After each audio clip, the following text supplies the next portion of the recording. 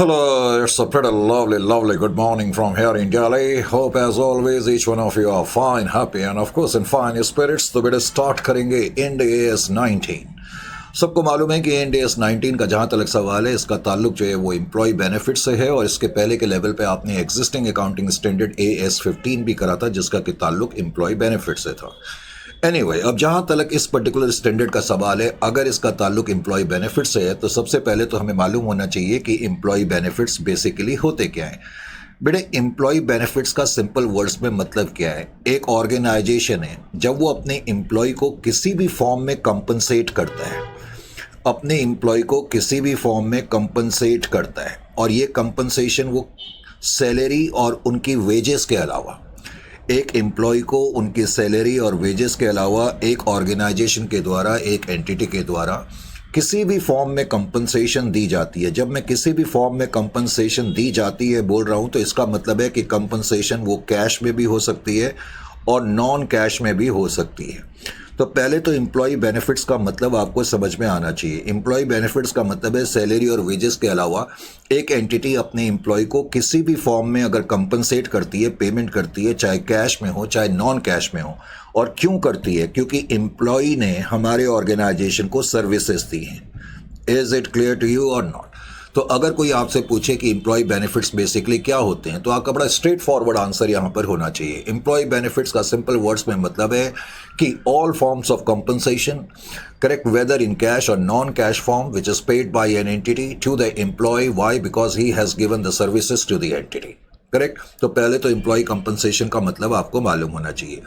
दूसरी चीज इस पर्टिकुलर स्टैंडर्ड में, जैसे कि आप सबको मालूम है कि एक एम्प्लॉय को हम जितने भी कंपनसेशन देते हैं या जितने भी बेनिफिट्स देते हैं, यहाँ जब हम एम्प्लॉय बेनिफिट्स की बात कर रहे हैं तो आपने जो अपना इनकम टैक्स में सैलरी नाम का चैप्टर करा था और सैलरी के जितने भी कंपोनेंट्स थे वो सारे कंपोनेंट्स इसके अंदर इंक्लूड हैं जब हम कंपनसेशन की बात करते हैं।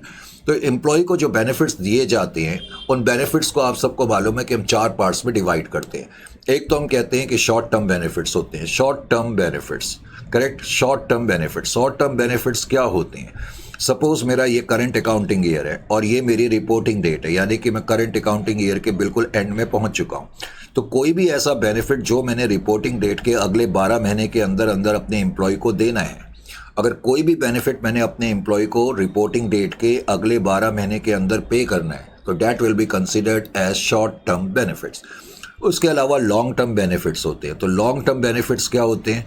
कोई भी ऐसा रिपोर्टिंग डेट के बाद, रिपोर्टिंग डेट के जो 12 महीने के बाद पे करना है तो वो लॉन्ग टर्म बेनिफिट्स हो जाते हैं। और उसके अलावा आपको मालूम है कि कुछ टर्मिनेशन बेनिफिट्स होते हैं। टर्मिनेशन बेनिफिट्स जब कभी कभी एंटिटी खासतौर से जब रीस्ट्रक्चरिंग करती है तो कई बार अपने एम्प्लॉयज़ को उनको टर्मिनेट करना पड़ता है, उस केस में हमें उनको कुछ कंपनसेशन वगैरह देनी पड़ती है, तो उसको हम टर्मिनेशन बेनिफिट्स कहते हैं। उसके अलावा पोस्ट एम्प्लॉयमेंट बेनिफिट्स का मतलब है कि एम्प्लॉय ने अपनी सर्विसेज ऑर्गेनाइजेशन को दे दी, वो रिटायरमेंट हो गया और उसके बाद उसको कुछ पेंशन हो गया या रिटायरमेंट प्लान्स वगैरह हो गए, इस तरह के बेनिफिट्स एम्प्लॉय को दिए जाते हैं, उनको पोस्ट एम्प्लॉयमेंट बेनिफिट्स कहते हैं।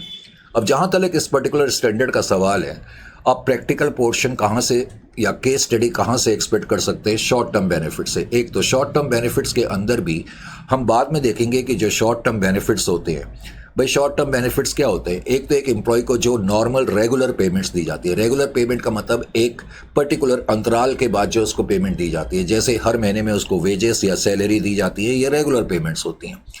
उसके अलावा शॉर्ट टर्म कंपनसेटेड एब्सेंसेस। ये शॉर्ट टर्म कंपनसेटेड एब्सेंसेस का क्या मतलब है? आपको मालूम है कि एम्प्लॉय जो है जब किसी ऑर्गेनाइजेशन में काम करता है तो उसको साल में कुछ छुट्टियां अलाउड होती हैं।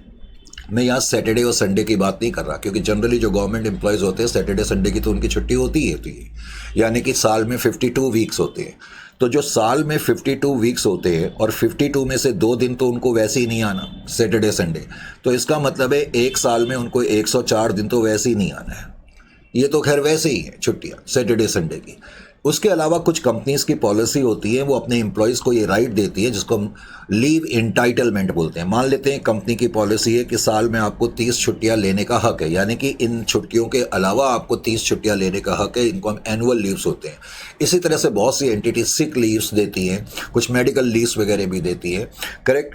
तो इसका मतलब है कंपनी की पॉलिसी होती है कि वो अपने एम्प्लॉयज़ को कुछ लीव्स जो है वो अलाउ करती हैं। अब मान लेते हैं एक एम्प्लॉय को 30 दिन की लीव अलाउ थी, करेक्ट। उसमें से उसने 25 दिन की लीव्स ले ली और 5 दिन की लीव्स जो है उसकी बच गई। इसको हम अनयूटिलाइज लीव कहते हैं। तो एंटिटी तो यही सोचेगी ना कि इन लीव्स को वो अगले साल यूटिलाइज कर लेगा या कभी ना कभी यूटिलाइज कर लेगा। तो इसलिए एंटिटी को जो लीव्स उसकी बच जाती है उसके लिए उसको कंपनसेशन देनी पड़ती है, क्योंकि अगर उसने 30 में से 25 दिन की लीव्स यूटिलाइज करी और 5 दिन की लीव्स को यूटिलाइज नहीं करा, तो इसका मतलब उसने 5 दिन एक्स्ट्रा काम करा, तो वो 5 दिन की पेमेंट हमें उसको देनी पड़ती है। Is it clear to you? और उस पेमेंट को हमें रिकग्नाइज करना पड़ता है। उसके अलावा जैसा कि आप देखेंगे शॉर्ट टर्म बेनिफिट्स के अंदर प्रॉफिट शेयरिंग बोनस होता है। प्रॉफिट शेयरिंग बोनस का सिंपल वर्ड्स में मतलब है कि कोई एंटिटी ने सरप्लस प्रॉफिट कमाया तो एंटिटी अपने एम्प्लॉयज के दरमियान उसको बोनस के रूप में बांटती है। अगर ये बोनस एंटिटी ने रिपोर्टिंग डेट के अगले 12 महीने के अंदर पे करना है तो ये शॉर्ट टर्म बेनिफिट्स बना जाएगा। यानी कि शॉर्ट टर्म बेनिफिट्स के अंदर वेजेस एंड सैलरी आपने देखा, शॉर्ट टर्म कंपनसेटेड एब्सेंसेस आपने देखा, प्रॉफिट शेयरिंग बोनस आपने देखा। उसके अलावा कुछ नॉन मॉनिटरी बेनिफिट्स भी हो सकते हैं। नॉन मॉनिटरी बेनिफिट्स का मतलब है जैसे उसको कोई मेडिकल केयर है, हाउसिंग फैसिलिटी है, कार फैसिलिटी है, गार्ड फैसिलिटी है, गार्डनर फैसिलिटी है, तो ये सब नॉन मॉनिटरी बेनिफिट्स भी शॉर्ट टर्म बेनिफिट्स के अंदर इंक्लूड हो सकते हैं। अब जो शॉर्ट टर्म बेनिफिट्स है उनकी रिकग्नाइजेशन एंड मेजरमेंट कैसे होती है? जहाँ तक रिकग्निशन एंड मेजरमेंट का सवाल है, बहुत ही सिंपल सा है भाई। मान लेते हैं एक एम्प्लॉई है, is it clear to you? उसकी 1 साल की सैलरी 1,20,000 की है, 10,000 रुपये पर मंथ के हिसाब से लेट अस से। तो 10,000 पर मंथ के हिसाब से अगर उसकी 1,20,000 की सैलरी है, लेकिन मान लेते हैं कि एंटिटी ने उसको इस साल किसी कारण से 1 लाख रुपए ही पे करे, तो बड़ी सिंपल सी एंट्री जो आप 11th क्लास से करते चले आए हैं, सैलरी अकाउंट डेबिट 1,20,000, पहले तो आप लिखेंगे जो अमाउंट आपने पे कर दिया, ठीक है, टू बैंक लिख देंगे 1 लाख रुपीज़। और जाहिर है कि जो आपने पे नहीं कराया, जो पे करना है, उसको आप आउटस्टैंडिंग के रूप में लिखेंगे, salary outstanding 20,000 rupees. Is a clear to you? Ultimately ये जो सैलरी इस साल से रिलेटेड है इसको मैं इस साल के P&L अकाउंट में भी डेबिट करूंगा। Statement of profit and loss account debit to salary account, तो 1,20,000। तो आपने देखा कि जो शॉर्ट टर्म बेनिफिट्स होते हैं उनको हम एक्सपेंस के रूप में रिकग्नाइज करते हैं, और अगर वो बेनिफिट्स अभी हमने पे नहीं करे हैं और 12 महीने के अंदर अंदर पे करने हैं तो उसको हम लाइबिलिटी के रूप में भी रिकग्नाइज करते हैं। तो इनकी जो अकाउंटिंग है बड़ी आसान सी है। लेकिन शॉर्ट टर्म बेनिफिट्स के अंदर खास तौर से जो शॉर्ट टर्म कंपनसेटेड एब्सेंसेस होती हैं उनकी अकाउंटिंग इतनी आसान नहीं होती है, तो थोड़ा सा तुम्हें यहाँ पर ख्याल करना पड़ेगा, और इस पॉइंट से रिलेटेड एग्जामिनेशन में क्वेश्चन भी आते हैं। लेकिन प्रॉब्लम यह है कि बहुत से बच्चे इस टॉपिक को जितना ध्यान से पढ़ना चाहिए उतना ध्यान से पढ़ते नहीं हैं। तो शॉर्ट टर्म कंपनसेटेड एब्सेंसेस की बात करते हैं। सबसे पहले तो आपको ये मालूम होना चाहिए कि शॉर्ट टर्म कंपनसेटेड एक्सपेंसेस, अभी इसका हल्का सा मीनिंग मैंने आपको बताया था। एक एम्प्लॉय को जितनी छुट्टियों का इंटाइटलमेंट होता है, अगर उन छुट्टियों को वो पूरी तरह से यूटिलाइज नहीं करता है, उसके खाते में कुछ छुट्टियां बच जाती हैं, तो एंटिटी को उसके लिए एक प्रोविजन बनाना पड़ता है, यानी कि उसके लिए एंटिटी को उसको कंपनसेट करना पड़ेगा और वो खर्चा हमें रिकग्नाइज करना पड़ता है। अब जो शॉर्ट टर्म कंपनसेटेड एक्सपेंसेस होती हैं, आपको ये भी मालूम होना चाहिए, ये 2 तरीके की होती हैं। एक तो होती है एक्यूमुलेटिंग, और बाद में हम देखेंगे एक होती है नॉन एक्यूमुलेटिंग।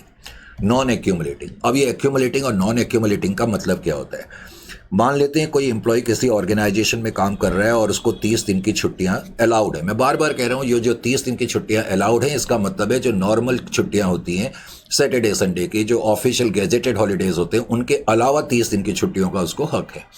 अब मान लेते हैं इन छुट्टियों का उसको राइट तो था, लेकिन उसमें से उसने 25 दिन की छुट्टियां यूटिलाइज कर ली और 5 दिन की छुट्टियां उसने यूटिलाइज नहीं करी। अगर उसकी कंपनी की पॉलिसी के मुताबिक अगर ये लीव्स एक्यूमुलेटिंग है, तो एक्यूमुलेटिंग का क्या मतलब हो गया कि नेक्स्ट ईयर वो इन लीव्स को यूटिलाइज कर सकता है। जैसे कि अगले साल उसको 30 छुट्टियों का हक तो है ही, और प्लस ये जो 5 छुट्टियां उसकी बच गई थी इसको वो कैरी फॉरवर्ड कर सकता है। इसका मतलब उसके अकाउंट में जो छुट्टियां अनयूटिलाइज्ड या अनयूज्ड या अनअवेल्ड भी हम बोलते हैं, जो छुट्टियां बची हुई थी, तो उनको वो कैरी फॉरवर्ड फ्यूचर में कर सकता है। Is it clear to you? तो पहले तो एक्यूमुलेटिंग का मतलब होना चाहिए। तो नॉन एक्यूमुलेटिंग का क्या मतलब हो गया? अगर यहाँ नॉन एक्यूमुलेटिंग होता तो ये जो छुट्टियां थी ये अगले साल वो यूटिलाइज नहीं कर सकता, यानी कि ये छुट्टियां इलैप्स हो जाएंगी। अब तुम्हें थोड़ा सा ख्याल एक ये भी करना पड़ेगा, जैसा कि मैंने अभी बताया, जो शॉर्ट टर्म कंपनसेटेड एक्सपेंसेस होते हैं या तो वो एक्यूमुलेटिंग होते हैं या वो नॉन एक्यूमुलेटिंग होते हैं। इसका मीनिंग तो मैंने आपको बताया। अब जो एक्यूमुलेटिंग होती हैं शॉर्ट टर्म कंपनसेटेड एक्सपेंस, जिनको कैरी फॉरवर्ड करा जा सकता है, वो भी दो तरीके की होती हैं, वेस्टिंग होती हैं या नॉन वेस्टिंग होती हैं। ये वेस्टिंग और नॉन वेस्टिंग का क्या मतलब है? वेस्टिंग का मतलब क्या है? देखो, तुमने इनकम टैक्स के अंदर लीव इनकैशमेंट का एक टॉपिक पढ़ा हुआ है। आपको मालूम है, जब एक एम्प्लॉय रिटायर हो जाता है तो उसके खाते में, जब वो रिटायर होता है तो तुम उसको लीव इनकैशमेंट नाम का एक आइटम, जब तुम सैलरी इनकम कंप्यूट करा करते थे तो उसमें ये भी इंक्लूड करा करते थे। अगर आपको याद हो तो, नहीं है तो कोई चिंता की बात नहीं। जनरली जब एक एम्प्लॉय रिटायर होता है तो हम ये देखते हैं कि पूरी लाइफ में, सर्विस लाइफ में, रिटायरमेंट के वक्त तक उसके खाते में कितनी छुट्टियां एक्यूमुलेट हो चुकी हैं, कितनी छुट्टियां एक्यूमुलेट हो चुकी हैं। तो जो छुट्टियां एक्यूमुलेट हो चुकी हैं उसके अगेंस्ट उसको लीव इनकैशमेंट मिलता है, यानी कि उन छुट्टियों के अगेंस्ट उसको कुछ कैश मिलता है। Is it clear to you? तो पॉइंट मैं समझाने की कोशिश क्या कर रहा हूं कि एक्यूमुलेटेड लीव्स दो तरह की होती हैं, वेस्टिंग और नॉन वेस्टिंग।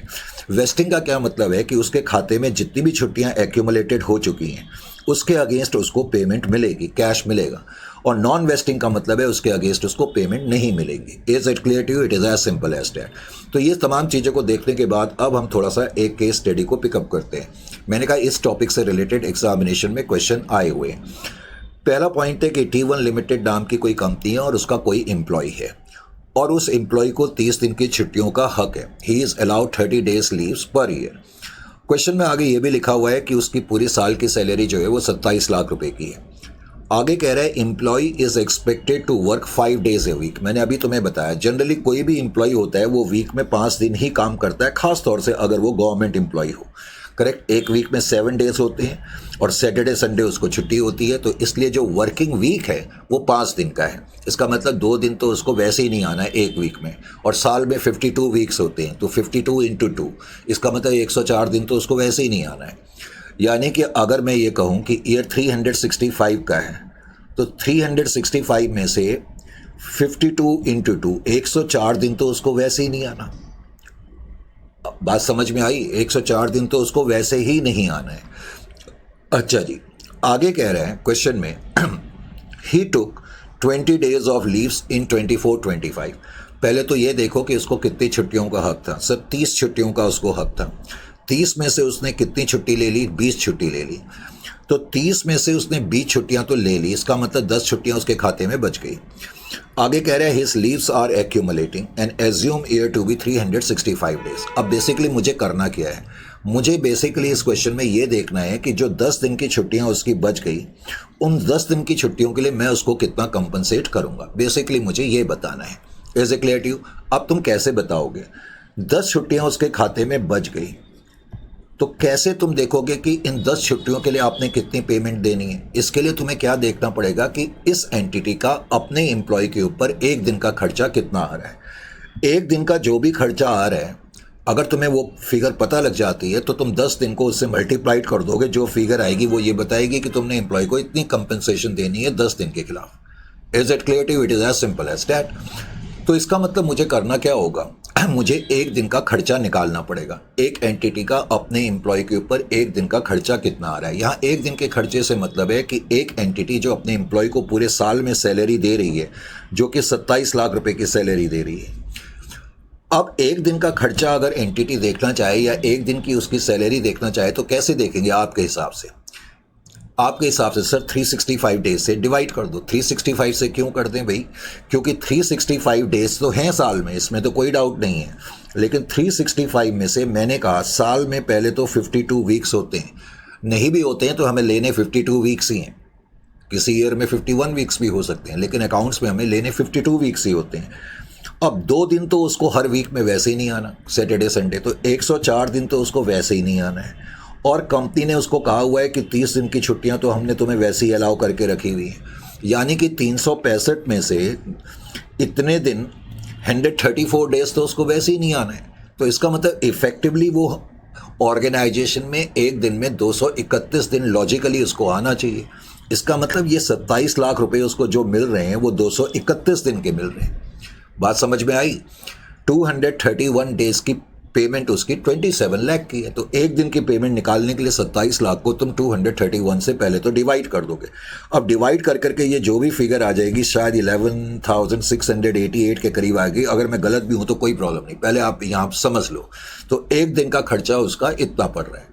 तो अब 10 इंटू मैं इतना कर दूंगा तो इसका मतलब ईयर के एंड में एंटिटी को एक एंट्री लिखनी पड़ेगी, employee benefit expense account debit to provision for employee benefit expense account. इतने खर्चा एंटिटी को और देना पड़ेगा भाई। 3,65,000 सॉरी, उसकी सैलरी जो है वो 27 लाख तो है ही है साल की, उसके अलावा एंटिटी को इतना खर्चा उसको और देना पड़ेगा क्योंकि उसके खाते में 10 दिन की लीव्स हैं और वो कभी भी फ्यूचर में उसको यूटिलाइज कर सकता है। Is it clear to you? तो अगर प्रॉपर तरीके से आप सॉल्व करेंगे तो कैसे करेंगे, सबसे पहले तो आपने ये लिखना है टोटल ऑथराइज लीव्स कितनी है, एक साल में उसको कितनी छुट्टियों का हक है, डेट इज 30, और कितनी छुट्टियां उसने यूटिलाइज कर ली 20, उसके खाते में बची कितनी है, इसका मतलब 10 लीव्स बची हैं। अब तुमने effective working days per year देखना है, जो कि मैं ऑलरेडी बता चुका हूं 231 है, फिर भी मैंने यहां लिख दिया है 365 डेज हैं। Days for which employee is not required to work, कितने दिन उसको वैसे ही काम नहीं करना, 52 वीक्स इंटू 2, तो 104 दिन तो वैसे ही काम नहीं करना है। And leaves allowed per year 30, तो 365 में से 104 और 30 माइनस करने के बाद 231 वर्किंग डेज आ जाएंगे। उसके बाद तुम पर डे सैलरी कॉस्ट फाइंड कर लोगे, 27 लाख डिवाइडेड बाय 231, तो वो उतनी फिगर आ रही है 11,688। बस अब टोटल एक्सपेंसेस एम्प्लॉय के कितने होंगे, टोटल एक्चुअली मैंने दूसरे क्वेश्चन में मार्क कर दिया, यहाँ देखें तो हमें ये तो पता लग गया कि एक दिन का खर्चा इतना आ रहा है। तो अब एंटिटी क्या करेगी, ईयर के एंड में total expenses to be recognised for leaves, ये जो बची हुई लीव्स हैं इनसे रिलेटेड एंटिटी को कितना खर्चा रिकॉग्नाइज करना पड़ेगा, 1,16,680, यानी कि एंटिटी को एक एंट्री पास करनी पड़ेगी, employee benefit expense account debit to provision for employee benefits, correct. और बेसिकली ये भी उसकी सैलरी का पार्ट है, तो तुम ऐसे भी एंट्री लिख सकते हो, salary account debit to provision for employee benefit expenses, यानी कि इन खर्चों को निपटने के लिए। अब प्रॉब्लम क्या है कि यहाँ हम प्रोविजन क्यों लिखते हैं, क्योंकि एकदम से हम उसको अभी पेमेंट नहीं दे रहे, तो इनके लिए हमें एक प्रोविजन बनाना पड़ता है। Is it clear to you? तो ये पॉइंट आपको समझना है। और यही क्वेश्चन अगर इसी क्वेश्चन में ये नॉन एक्यूमुलेटिंग होती, यही क्वेश्चन है, तो नॉन एक्यूमुलेटिव होती तो तुम्हारा आंसर क्या होता, देखो लास्ट में ये सब कुछ मैंने कहा क्वेश्चन वही है, एक दिन का खर्चा इतना आ रहा है, लास्ट में तुम्हारा आंसर क्या होता, निल। आपको कोई प्रोविजन बनाने की जरूरत नहीं है, क्योंकि अगर उसकी नॉन एक्यूमुलेटिंग है, लिखा भी है मैंने, since leaves are non accumulating entity does not have any obligation to give him cash, क्योंकि उसकी लीव से नॉन एक्यूमुलेटिंग है, तो उस नॉन एक्यूमुलेटिव लीव तो उसके खाते के अकाउंट में आएंगी नहीं, इसलिए उसके लिए हमें कोई पेमेंट या कैश देने की जरूरत नहीं है, इसलिए कोई प्रोविजन की हमें जरूरत नहीं पड़ेगी। अब केस स्टडी 5 में क्या कहते हैं कि T5 लिमिटेड नाम की कोई कंपनी है और उसका कोई एम्प्लॉय है। एक बार फिर से लिखा है कि who is entitled to 30 days of leaves per year, उसको एक साल में 30 छुट्टियों का हक है, लेकिन अब की बार जो पेमेंट है वो 3,65,000 की है। आगे कह रहा है employee is expected to work 5 days a week, and most of the time आपके लेवल पे यही लिखा रहता है, या मोस्ट ऑफ द टाइम जहां तक ये लीव्स वगैरह का केस होता है यही वर्किंग डेज माने जाते हैं। आगे कह रहा है ही टुक 20 days ऑफ लीव। अभी तक क्वेश्चन में काफ़ी सिमिलरिटी है, जो दो क्वेश्चन हमने करे, फर्क इतना है कि इसमें सालाना पेमेंट 3,65,000 की है। आगे कह रहा है हिज लीव्स आर एक्यूमुलेटिंग और एज्यूम ईयर टू बी 365।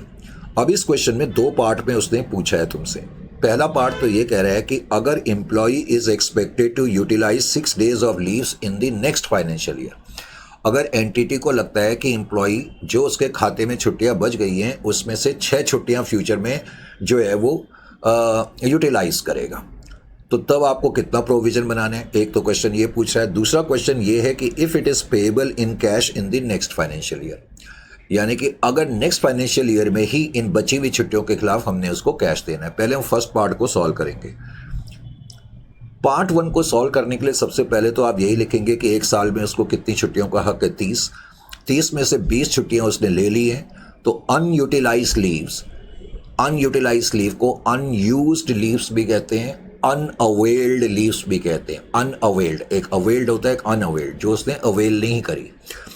अब पहले आपको एक दिन का खर्चा निकालना पड़ेगा, उसके लिए आपको एक दिन के पहले तो इफेक्टिव वर्किंग आवर्स निकालने पड़ेंगे। साल में 365 दिन है। मैं बार बार अब कई बार कह चुका हूँ कि 52 वीक्स होते हैं, 52 वीक्स हैं और हर वीक में उसको 2 दिन आना नहीं है क्योंकि 5 दिन का वर्किंग वीक है, तो 104 डेज तो ये माइनस हो जाएंगे और 30 छुट्टियां उसको अलाउड है, तो 231 जो है इफेक्टिव वर्किंग डेज हैं। तो इसलिए एक दिन का खर्चा या एक दिन की सैलरी जो हो जाएगी 3,65,000 डिवाइडेड बाई 231 इंटू 1580 हो जाएगी। करेक्ट। अब क्वेश्चन में ये लिखा था कि वो फ्यूचर में 6 छुट्टियां यूटिलाइज करेगा, तो बिकॉज वो 6 छुट्टियां यूटिलाइज करेगा इसका मतलब अगले साल क्या होगा कि वो 6 दिन की छुट्टियां तो ले लेगा, और अगर 6 दिन की छुट्टियां ले लेगा तो तुम्हें उन छुट्टियों की उसको पेमेंट तो करनी पड़ेगी, लेकिन वो काम नहीं करेगा उस दिन। भाई छुट्टियां यूटिलाइज करने का क्या मतलब है कि वो ऑफिस तो आएगा नहीं, करेक्ट, लेकिन पेमेंट आपको देनी पड़ेगी। तो इसलिए जो छुट्टियां यूटिलाइज करेगा, ये ठीक कर लेना, 4 की जगह 6 डेज हो जाएगा, और इस 6 डेज को तुम मल्टीप्लाइड करोगे 1580 से। तो पहले तुम्हें 6 डेज को मल्टीप्लाइड कर दो 1580 से, 1580 into 6 date is equal to 9480। तो 9480 रुपीज़ आपको खर्चे रिकग्नाइज करने पड़ेंगे। Is it clear to you? तो आप एक एंट्री लिख सकते हैं, वैसे तो मैंने ये पूरी एंट्री लिखी है, आप इस एंट्री को 2 पार्ट में लिख सकते हैं। जैसे एक एंट्री तो आपकी हो गई employee benefit expense account debit to salary payable, एक तो उसकी सैलरी है ही है 3,65,000 की, एक तो ये एंट्री है ही है 3,65,000 की, इसमें तो कोई डाउट ही नहीं है, करेक्ट। उसके अलावा जो आपको ये एक्स्ट्रा पेमेंट करनी पड़ेगी उसकी entry employee benefit expense account debit to provision for leave encashment, to provision for leave encashment या प्रोविजन फॉर एम्प्लॉय बेनिफिट्स भी आप लिख सकते हैं। तो डेट इज इक्वल टू 9480, इतने से ये एंट्री हो जाएगी। आप चाहो तो कंबाइन कर करके भी लिख सकते हो। ये तो वो केस है जब एंटिटी को लग रहा है कि वो 10 बची हुई लीव्स में से 6 छुट्टियां यूटिलाइज करेगा।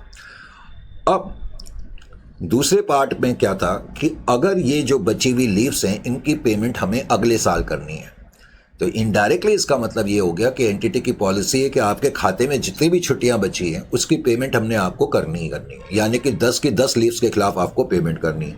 तो इस केस में आपकी एंट्री हो जाएगी एम्प्लॉय बेनिफिट एक्सपेंस, देखो सैलरी की तो वही एंट्री होगी और मैं केवल उस पार्ट की बता रहा हूँ खर्चों की। तो employee benefit account debit provision for leave encashment, तो इस केस में आपको ध्यान ये रखना होगा कि उसका जो खर्चा एक दिन का निकला था 1580 निकला था और पूरे 10 दिन का खर्चा आपने अब की बार लेना है, तो डेट इज इक्वल टू 15,800। तो इस तरीके से आपकी एंट्री होगी। अगला जो क्वेश्चन है वो थोड़ा सा स्ट्रॉन्ग और टफ क्वेश्चन है। अगले क्वेश्चन में वो क्या कह रहे हैं, ध्यान से सुने। वो कह रहे हैं T6 लिमिटेड नाम की कोई कंपनी है और उसके 100 एम्प्लॉय हैं, in each employee is entitled to 5 working days of leaves per year. क्या कहा उसने? अभी तक की जो कहानी क्वेश्चन में हमारे सामने आई वो कह रहा है पहले तो कोई एंटिटी है जिसका कि नाम T6 है। अब उसने ये भी बताया कि इस कंपनी में 100 एम्प्लॉयज़ हैं। कितने एम्प्लॉयज़ हैं? 100 एम्प्लॉयज़ हैं। और अब की बार क्वेश्चन में क्या लिखा है कि जो ये 100 एम्प्लॉयज़ हैं उनका जो लीव इंटाइटलमेंट है, जो अभी तक हम पढ़ रहे थे 30 डेज इस क्वेश्चन में लिखा है 5 working days of leaves per year.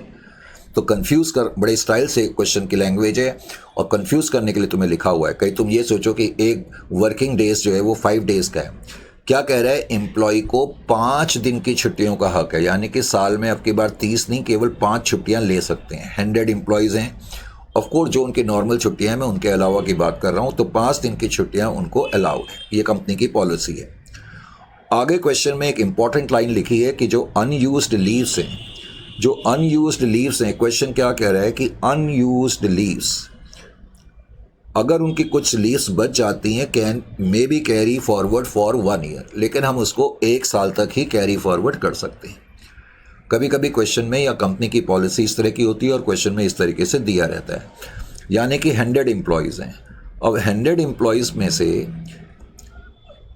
अगर मान लो कोई एम्प्लॉय है और उसने 5 में से 3 छुट्टियां ली हैं, करेक्ट, तो इसका मतलब 2 छुट्टियां उसकी करंट ईयर में बच गई, तो उसके लिए ज़रूरी है कि जो बची हुई छुट्टियां हैं वो उसको अगले 1 साल के अंदर अंदर यूटिलाइज़ कर लें। अगर वो अगले 1 साल के अंदर यूटिलाइज़ नहीं करेगा तो उसकी ये सारी छुट्टियां चली जाएंगी। Is it clear to you? पहले तो ये पॉइंट आपको समझ में आ जाना चाहिए अभी तक की जो क्वेश्चन में कहानी है। लेकिन इस क्वेश्चन में आगे मैंने कहा थोड़ा सा स्ट्रॉन्ग क्वेश्चन है। आगे कहता है leaves are first taken out of current year's entitlement. Leaves are taken first out of current year's entitlement. देखो यहाँ पर सपोज अगर अभी हम करेंट ईयर में, कंपनी का करेंट ईयर 24 है, अभी हम देखेंगे, करेक्ट, क्योंकि हमें बाद में दिया हुआ है, अभी हम बाद में पढ़ूंगा। कंपनी का करेंट ईयर 24 है। मान लेते हैं कोई एम्प्लॉई है और हमें पता ही है कि इस साल उसका लीव इंटाइटलमेंट 5 दिन का है। मान लेते हैं 5 में से उसने 3 छुट्टियां यूटिलाइज कर ली और 2 छुट्टियां उसकी बच गई। अभी मैंने कहा अब जब नेक्स्ट ईयर स्टार्ट होगा तो नेक्स्ट ईयर में उसका लीव इंटाइटलमेंट तो 5 का है ही है, इसमें तो कोई डाउट नहीं। और ये जो 2 छुट्टियां हैं ये कैरी फॉरवर्ड करी जा सकती हैं, लेकिन ये जो छुट्टियां करी गई हैं कैरी फॉरवर्ड, जरूरी है कि नेक्स्ट ईयर में वो इनको यूटिलाइज कर ले, क्योंकि छुट्टियां 1 साल तक ही कैरी फॉरवर्ड करी जा सकती हैं। अब ये जो लाइन लिखी है कि leaves are taken first out of current year's entitlement, इसका क्या मतलब है? अब मैं सपोज नेक्स्ट ईयर में आ गया, अब अगर मैं नेक्स्ट ईयर में आ गया तो नेक्स्ट ईयर अब करंट ईयर हो गया। तो नेक्स्ट ईयर में मान लेते हैं कि इस एम्प्लॉय ने 6.5 डेज की लीव्स टोटल ली, करेक्ट। अगले साल उसने 6.5 दिन की लीव्स ले ली।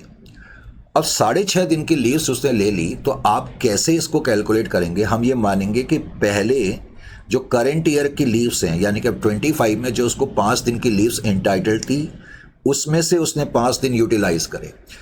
Leaves are taken first out of current year's entitlement का यही मतलब है। उसने जो 6.5 छुट्टियां ली हैं, तो करंट ईयर में जो 5 छुट्टियां थी, पहले हम उसमें से मानेंगे कि उसने लीव्स यूटिलाइज करी है, और बाकी जो 1.5 दिन की छुट्टियां हैं वो हम मान के चलेंगे 1.5 डेज की छुट्टियां इसने अपनी बची हुई छुट्टियों में से ले ली है।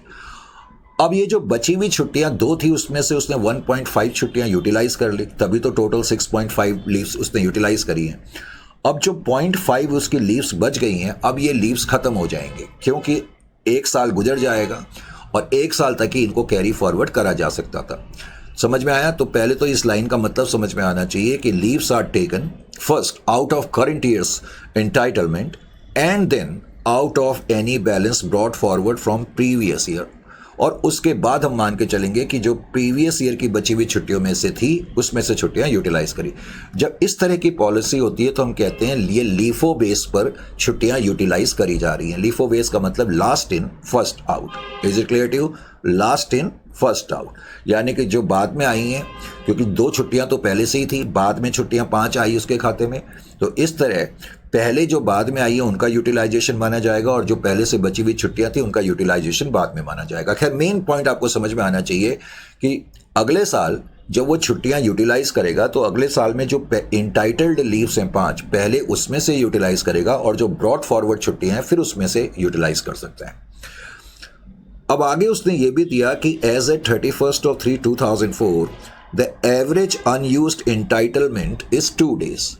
अब मेन क्वेश्चन की कहानी चली। क्वेश्चन ने ये बताया कि जब करंट ईयर खत्म हुआ 31/12/2024 को, 31/12/2024 को जब करंट ईयर खत्म हुआ, तो क्वेश्चन में ये बताया गया है कि जो हमारे 100 एम्प्लॉयज़ हैं, जिनको कि 5 दिन की लीव्स का इंटाइटलमेंट था, करंट ईयर में 31/12/2024 में हर एम्प्लॉय को 5 छुट्टियों का हक था, लेकिन हर एम्प्लॉय की 2 छुट्टियां बची हुई हैं on an average. On an average का मतलब यही होता है कि अनयूज्ड एंटाइटलमेंट, यानी कि अपने एंटाइटलमेंट में से 2 छुट्टियां उसकी बची हुई है। मेन पॉइंट ये है। तो ये तो है 2024 की बात। अब हम 31/12/2025 में आ गए। अब 31/12/2025 में जब हम आ गए, तो मैं आपको बता चुका हूं कि 5 छुट्टियां तो इस साल की होंगी, करेक्ट, और ब्रॉड फॉरवर्ड छुट्टियां 2 दिन की होंगी। टोटल 7 छुट्टियां हैं। अब वो क्या कह रहा है, क्वेश्चन में आगे क्या लिखा है इसको भी देखें। कह रहे entity expects that 92 employees shall not take more than 5 days of leaves in 2025। ये 25 कर लेना। वो कह रहे हैं एंटिटी एक्सपेक्टिंग कि 92 एम्प्लॉइज ऐसे हैं। तो एंटिटी क्या एक्सपेक्ट कर रही है कि इन 100 में से 92 एम्प्लॉइज ऐसे हैं अगले साल, हालांकि इनको 7 छुट्टियां लेने का हक है, 7 छुट्टियां लेने का हक है, क्योंकि 5 तो हैं और 2 इनकी बची हुई छुट्टियां हैं, लेकिन एंटिटी को लग रहा है जो 92 एम्प्लॉयज़ हैं उसमें से जो 92 एम्प्लॉयज़ हैं वो 5 दिन से ज़्यादा की छुट्टियां यूटिलाइज नहीं करेंगे। अब मान लेते हैं ये 92 एम्प्लॉयज़ हैं, इन्होंने अगले साल 5 दिन की छुट्टियां यूटिलाइज करी, तो पहले इन छुट्टियों की यूटिलाइजेशन होगी। मैंने कहा जो लीव इंटाइटल अगले साल जब आएगा तो उसमें क्या होगा, जो करंट ईयर का इंटाइटलमेंट है, करंट ईयर का इंटाइटलमेंट ये 5 छुट्टियां पहले इसको यूटिलाइज करेगा, तो ये 5 दिन की छुट्टियां यूटिलाइज कर रहे हैं तो करंट ईयर के इंटाइटलमेंट में से कर रहे हैं। इसका मतलब जो इनकी बची हुई 2 दिन की छुट्टियां थी उसका यूटिलाइजेशन इन्होंने नहीं करा और अब ये 2 छुट्टियां खत्म भी हो जाएंगी, क्योंकि मैंने बताया 1 साल तक ही वो कैरी फॉरवर्ड कर सकते थे। Is it clear to you? अब उसने ये कहा, ये तो उसने कहानी बताई 92 एम्प्लॉयज़ के बारे में कि अगले साल 92 एम्प्लॉयज़ जो हैं केवल 5 छुट्टियों का यूटिलाइजेशन करेंगे। अच्छी बात ये लग गई, ये पता लग गई कि 100 एम्प्लॉयज़ में से जो 92 एम्प्लॉयज़ हैं वो अगले साल 5 ही छुट्टियां यूटिलाइज करेंगे, यानी कि उनके खाते में अब कोई छुट्टियां नहीं बचेंगी क्योंकि ये 2 छुट्टियां खत्म हो जाएंगी, तो एंटिटी को कोई प्रोविजन इनके खिलाफ नहीं बनाना पड़ेगा। लेकिन जो 8 एम्प्लॉयज़ हैं, अब वो कह रहे हैं and remaining 8 employees will take on an average 6.5 days of leave. अब उसने बताया जो बचे हुए 8 एम्प्लॉयज़ हैं इनको भी 7 छुट्टियों का हक है 5+2, और इन्होंने 6.5 छुट्टियां ली हैं, 6.5 छुट्टियां ली। लेकिन 6.5 छुट्टियां कैसे ली? पहले करंट ईयर की लीव इंटाइटलमेंट में से ली, और जो इनकी बची हुई छुट्टियां थी उसमें से 1.5 मंथ्स की छुट्टियां ली। और जैसा कि मैं बता रहा था, अब जो 0.5 मंथ्स की जो 0.5 छुट्टी बच गई है वो अब ख़त्म हो गई।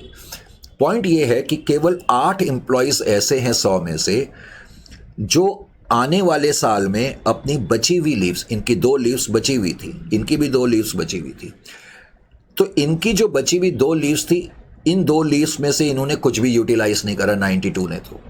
लेकिन ये जो 8 एम्प्लॉयज़ हैं ये बची हुई 2 लीव्स में से 1.5 डेज की लीव्स जो हैं वो यूटिलाइज कर रहे हैं।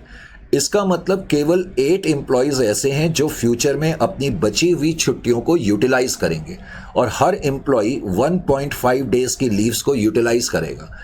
8 एम्प्लॉय हैं, हर व्यक्ति 1.5 डेज की लीव्स को यूटिलाइज करेगा, तो उसको मैं मल्टीप्लाइड करूंगा तो कितना आ जाएगा? 12 दिन आ जाएगा। इसका मतलब 12 डेज।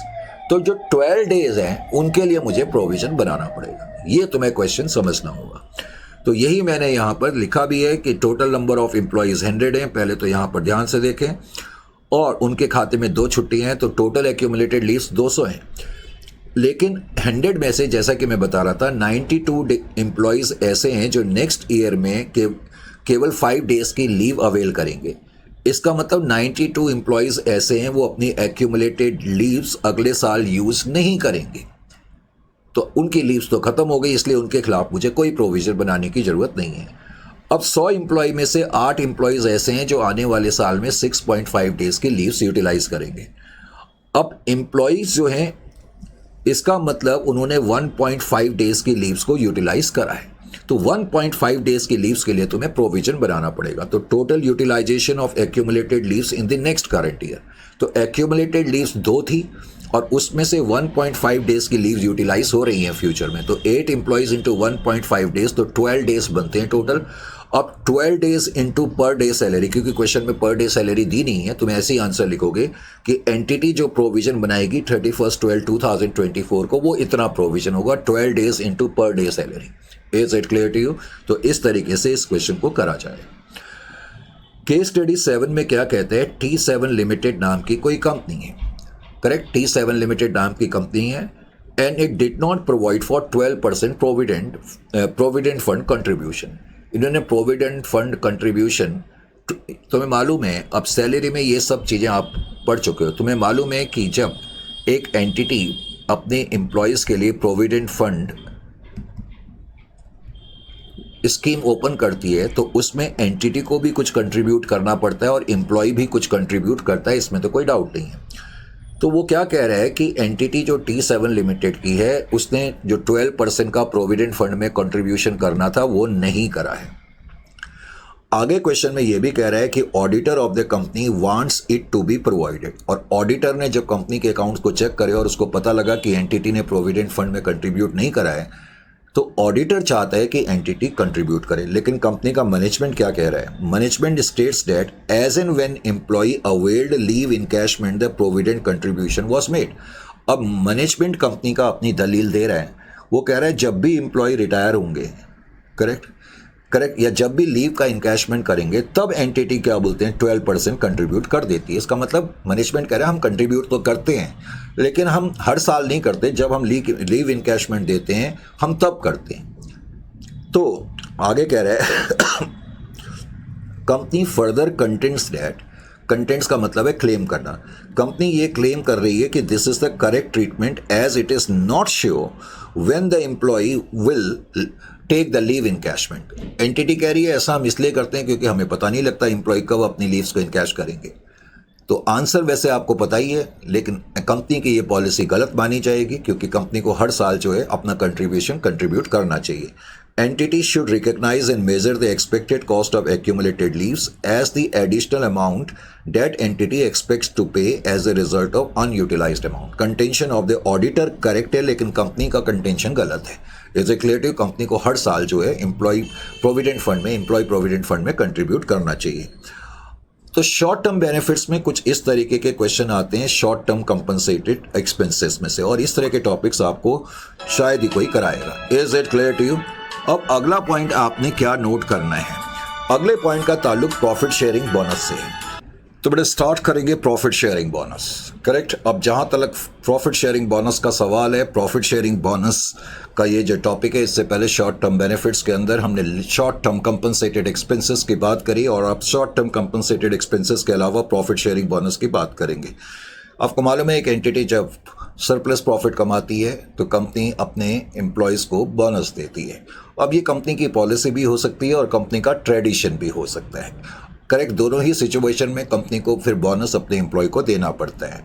अगर रिपोर्टिंग डेट के 12 महीने के अंदर अंदर ये बोनस हमने देना है तो इसको हम शॉर्ट टर्म बेनिफिट्स के अंदर इंक्लूड करते हैं।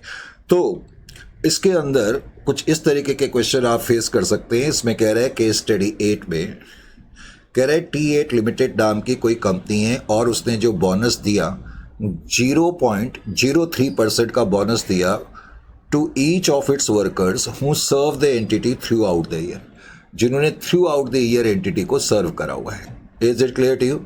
वो कह रहा है payment is made in the next year, payment next year में करेंगे। कंपनी के 104 एम्प्लॉयज़ हैं at the end of the year, और कह रहा है during the year 10 employees join and out of which 6 employees left. और फिर कह रहे हैं नेट प्रॉफिट बिफोर बोनसेस 51,50,000। जो नेट प्रॉफिट है बिफोर चार्जिंग बोनस 51,50,000 का है। क्वेश्चन तुमसे सिर्फ ये पूछ रहा है calculate the amount of bonus. अब ऐसे क्वेश्चन में हमें करना क्या है, क्वेश्चन में तुम्हें दिया हुआ है कि ईयर के एंड में कंपनी के 104 एम्प्लॉयज़ हैं। ध्यान से देखें, पहले मैंने क्या लिखा, employees eight the end of the year 104, correct. अब उसने क्वेश्चन में ये दिया हुआ है कि इस साल 10 एम्प्लॉय आए थे और 6 एम्प्लॉय ने छोड़ दिया। तो जिन एम्प्लॉय ने छोड़ दिया मैंने -6 लिख दिया, और जिन एम्प्लॉयज़ ने ज्वाइन करा था मैंने इसको +10 कर दिया, और ये फिगर मैंने बैलेंसिंग निकाल ली। यानी कि जो भी मेरे पास शुरुआत में एम्प्लॉय थे, 10 एम्प्लॉय आए थे और 6 ने छोड़ दिया, तो 104। अब आप ये बैलेंसिंग फिगर निकाल सकते हैं कि शुरुआत में आपके पास 100 एम्प्लॉयज़ थे, करेक्ट, नंबर 1, क्योंकि इन 100 एम्प्लॉयज़ ने पूरे साल भर एंटिटी को सर्व करा है। तो जो एम्प्लॉयज़ पूरे साल भर एंटिटी को सर्व करेंगे बोनस उन्हीं को मिलेगा, पहले तो पॉइंट ये देखना है। उसके बाद कह रहा है कि बोनस का जो रेट है वो 0.03% है फॉर ईच एम्प्लॉयज़। तो 100 एम्प्लॉयज़ के लिए बोनस कितना हो जाएगा भाई? मैं 0.3 को 100 से मल्टीप्लाइड कर दूं तो इसका मतलब 3% का बोनस अपने नेट प्रॉफिट का हमें देना पड़ेगा, और कंपनी का नेट प्रॉफिट 51,50,000 है। और अब यहाँ पर एक बड़ा इंपॉर्टेंट पॉइंट, बहुत से बच्चे सोचेंगे सर मैंने 3/100 क्यों नहीं करा। अब 3/100 क्यों नहीं करा, इसको समझने के लिए देखें, यहाँ पर आपका जो बोनस दिया हुआ है वो 51,50,000 का दिया हुआ है, और ये बिफोर चार्जिंग बोनस है, बिफोर चार्जिंग बोनस है। तो बोनस का अमाउंट तो मुझे पता ही नहीं है ना अभी, तो बोनस का अमाउंट मुझे मालूम नहीं है, तो बोनस को मैं x मान लूँ। तो इसका मतलब ये हो गया कि net profit after charging bonus, क्योंकि जो बोनस मिलता है वो तो नेट प्रॉफिट पर मिलता है ना। इसका नेट प्रॉफिट का मतलब होता है हर तरीके के खर्चे माइनस करने के बाद। तो इसका मतलब जो मेरा नेट प्रॉफिट होगा 51,50,000 माइनस एक्स, ये होगा। Are you getting my point और नॉट?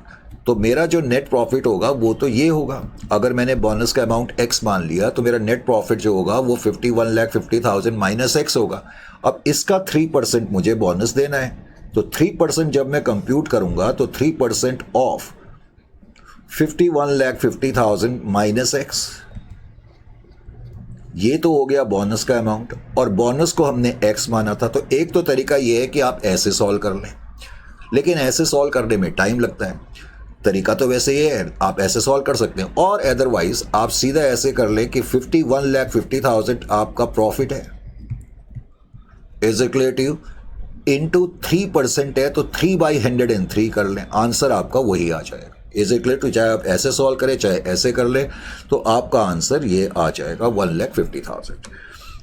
इसी तरह से केस स्टडी 9 में वो क्या कहता है, entity T9's profit sharing plan is requires to pay a specified portion of its net profit for the year to employees who serve throughout the year। फिर कह रहा है if no employees leave during the year, total profit sharing payment for the year will be 3% of the profit। ये भी तुम्हें दे दिया। लेकिन वो कह रहा है enterprise estimates that staff turnover will reduce the payment to 2.5% of the net profit।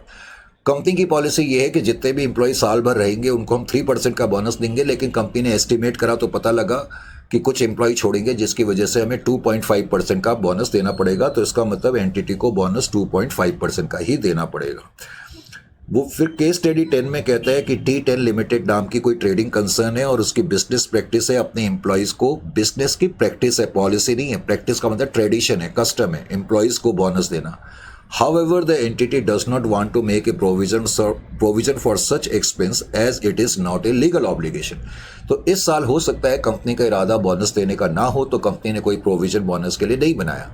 लेकिन हमें मालूम है कि अब की बार जो ये ऑब्लिगेशन है, क्योंकि एंटिटी ये कह रही है कि हमारे पर कोई ऑब्लिगेशन नहीं है, लीगल ऑब्लिगेशन नहीं है, लीगल तो नहीं है, लेकिन कंपनी की ये प्रैक्टिस है, ट्रेडिशन है, कस्टम है, इसका मतलब कंपनी के ऊपर कंस्ट्रक्टिव ऑब्लिगेशन है। तो कंस्ट्रक्टिव, थोड़ा सा इंटरनेट लैग की वजह से कई बार प्रॉब्लम आ जाती हैं, जस्ट वेट। हाँ, नाउ इट्स ओके। तो कई बार कंपनी के ऊपर कंस्ट्रक्टिव ऑब्लिगेशन आ जाता है कंपनी के ट्रेडिशन की वजह से, कंपनी के प्रैक्टिस की वजह से। तो इस वजह से इस केस में कंपनी के ऊपर ऑब्लिगेशन है बोनस को पे करने का, और इसलिए कंपनी को जो है प्रोविजन बनाना चाहिए। केस स्टडी 11 में वो कहता है T11 नाम की कोई कंपनी है, प्रॉफिट मेकिंग कंपनी है, और उसका जो प्रॉफिट है 200 करोड़ का है इन द फाइनेंशियल ईयर 2025-26। फिर कह रहा है according to its profit plan, कह रहा है कंपनी जो है डिस्ट्रीब्यूट करती है 5% as its portion of profit to the employees if they complete one year of service with the organisation. फिर कह रहा है as under these kinds of plan an entity is under an obligation to pay if the employee completes a specified period with organisation. फिर कह रहा है Lakshmi mills limited has estimated that due to turnover in the organisation the estimated pay out ratio will be equal to 4.5%। ये उस question की तरह ही है कि कंपनी की पॉलिसी तो 5% का बोनस डिस्ट्रीब्यूट करने की है, लेकिन उन्हीं एम्प्लॉयज़ को है जो साल भर ऑर्गेनाइजेशन में रहेंगे। लेकिन उनको मालूम है कि हर ऑर्गेनाइजेशन में कुछ ना कुछ लेबर टर्नओवर होता ही होता है, तो यहाँ पर भी कंपनी को लग रहा है कि कुछ टर्नओवर है जिसकी वजह से हमें 4.5% का शायद बोनस देना पड़ेगा। तो इसलिए कंपनी जो टोटल एक्सपेंस और लायबिलिटी रिकग्नाइज करेगी, करेक्ट, तो वो कितना करेगी, 4.5% of 200 crore. The company shall make a provision for liability and recognise the same as an expense amount equal to 4.5% of 200 crore. ये इसका आंसर होगा। अच्छा जी, अब ये शॉर्ट टर्म बेनिफिट्स को देखने के बाद अब हम थोड़ा सा आगे की तरफ बढ़ेंगे। नेक्स्ट टॉपिक का ताल्लुक जो है वो पोस्ट एम्प्लॉयमेंट बेनिफिट से होता है। अब ये पोस्ट एम्प्लॉय बेनिफिट्स क्या होते हैं ये तो आपको मालूम है, जैसे कि रिटायरमेंट प्लान्स हैं या अदर पोस्ट एम्प्लॉयमेंट बेनिफिट्स होते हैं जैसे लाइफ इंश्योरेंस, मेडिकल केयर वगैरह। अब ये पोस्ट एम्प्लॉय बेनिफिट्स का प्रॉब्लम क्या आती है, थोड़ा सा हमें पहले ये समझना पड़ेगा। देखो, पोस्ट एम्प्लॉयमेंट बेनिफिट्स में सबसे बड़ी प्रॉब्लम क्या है, जैसे ये एंटिटी है या ये तो एंटिटी है, is it clear to you?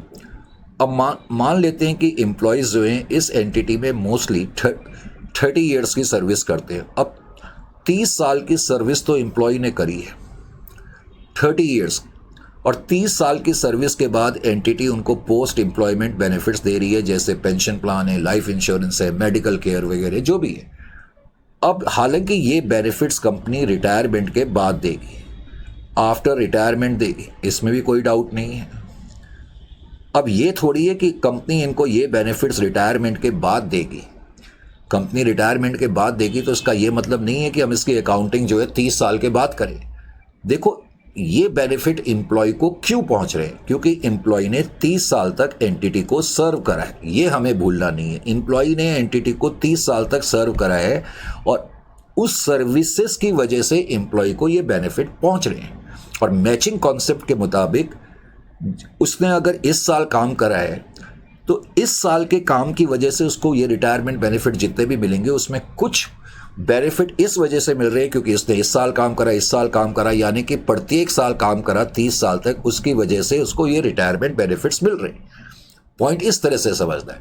तो भले ही रिटायरमेंट बेनिफिट्स उसको मिल रहे हैं, लेकिन मुझे उसकी अकाउंटिंग तो इस साल हर साल करनी पड़ेगी, क्योंकि हर साल कुछ सर्विसेज करिए और हर साल सर्विसेज की वजह से उसको रिटायरमेंट बेनिफिट्स मिलते हैं। तो ये प्रॉब्लम आती है रिटायरमेंट बेनिफिट्स के केस में। एक तो आपको ये समझ में आना चाहिए, ठीक है, पहले कॉन्सेप्ट समझ में आना बहुत जरूरी है। दूसरी चीज आपको समझ में क्या आनी चाहिए, जनरली जब एक एंटिटी अपने एम्प्लॉय को रिटायरमेंट के टाइम पर पेमेंट देती है तो एंटिटी को भी मालूम है कि हमें हैवी पेमेंट एम्प्लॉय को देनी है, और अगर हम एकदम से लम सम में पेमेंट देंगे तो हमारी लिक्विडिटी पोजीशन भी खराब हो सकती है। तो इसलिए जनरली एंटिटीज या ऑर्गेनाइजेशंस क्या करते हैं, एंटिटीज या ऑर्गेनाइजेशंस क्या करते हैं,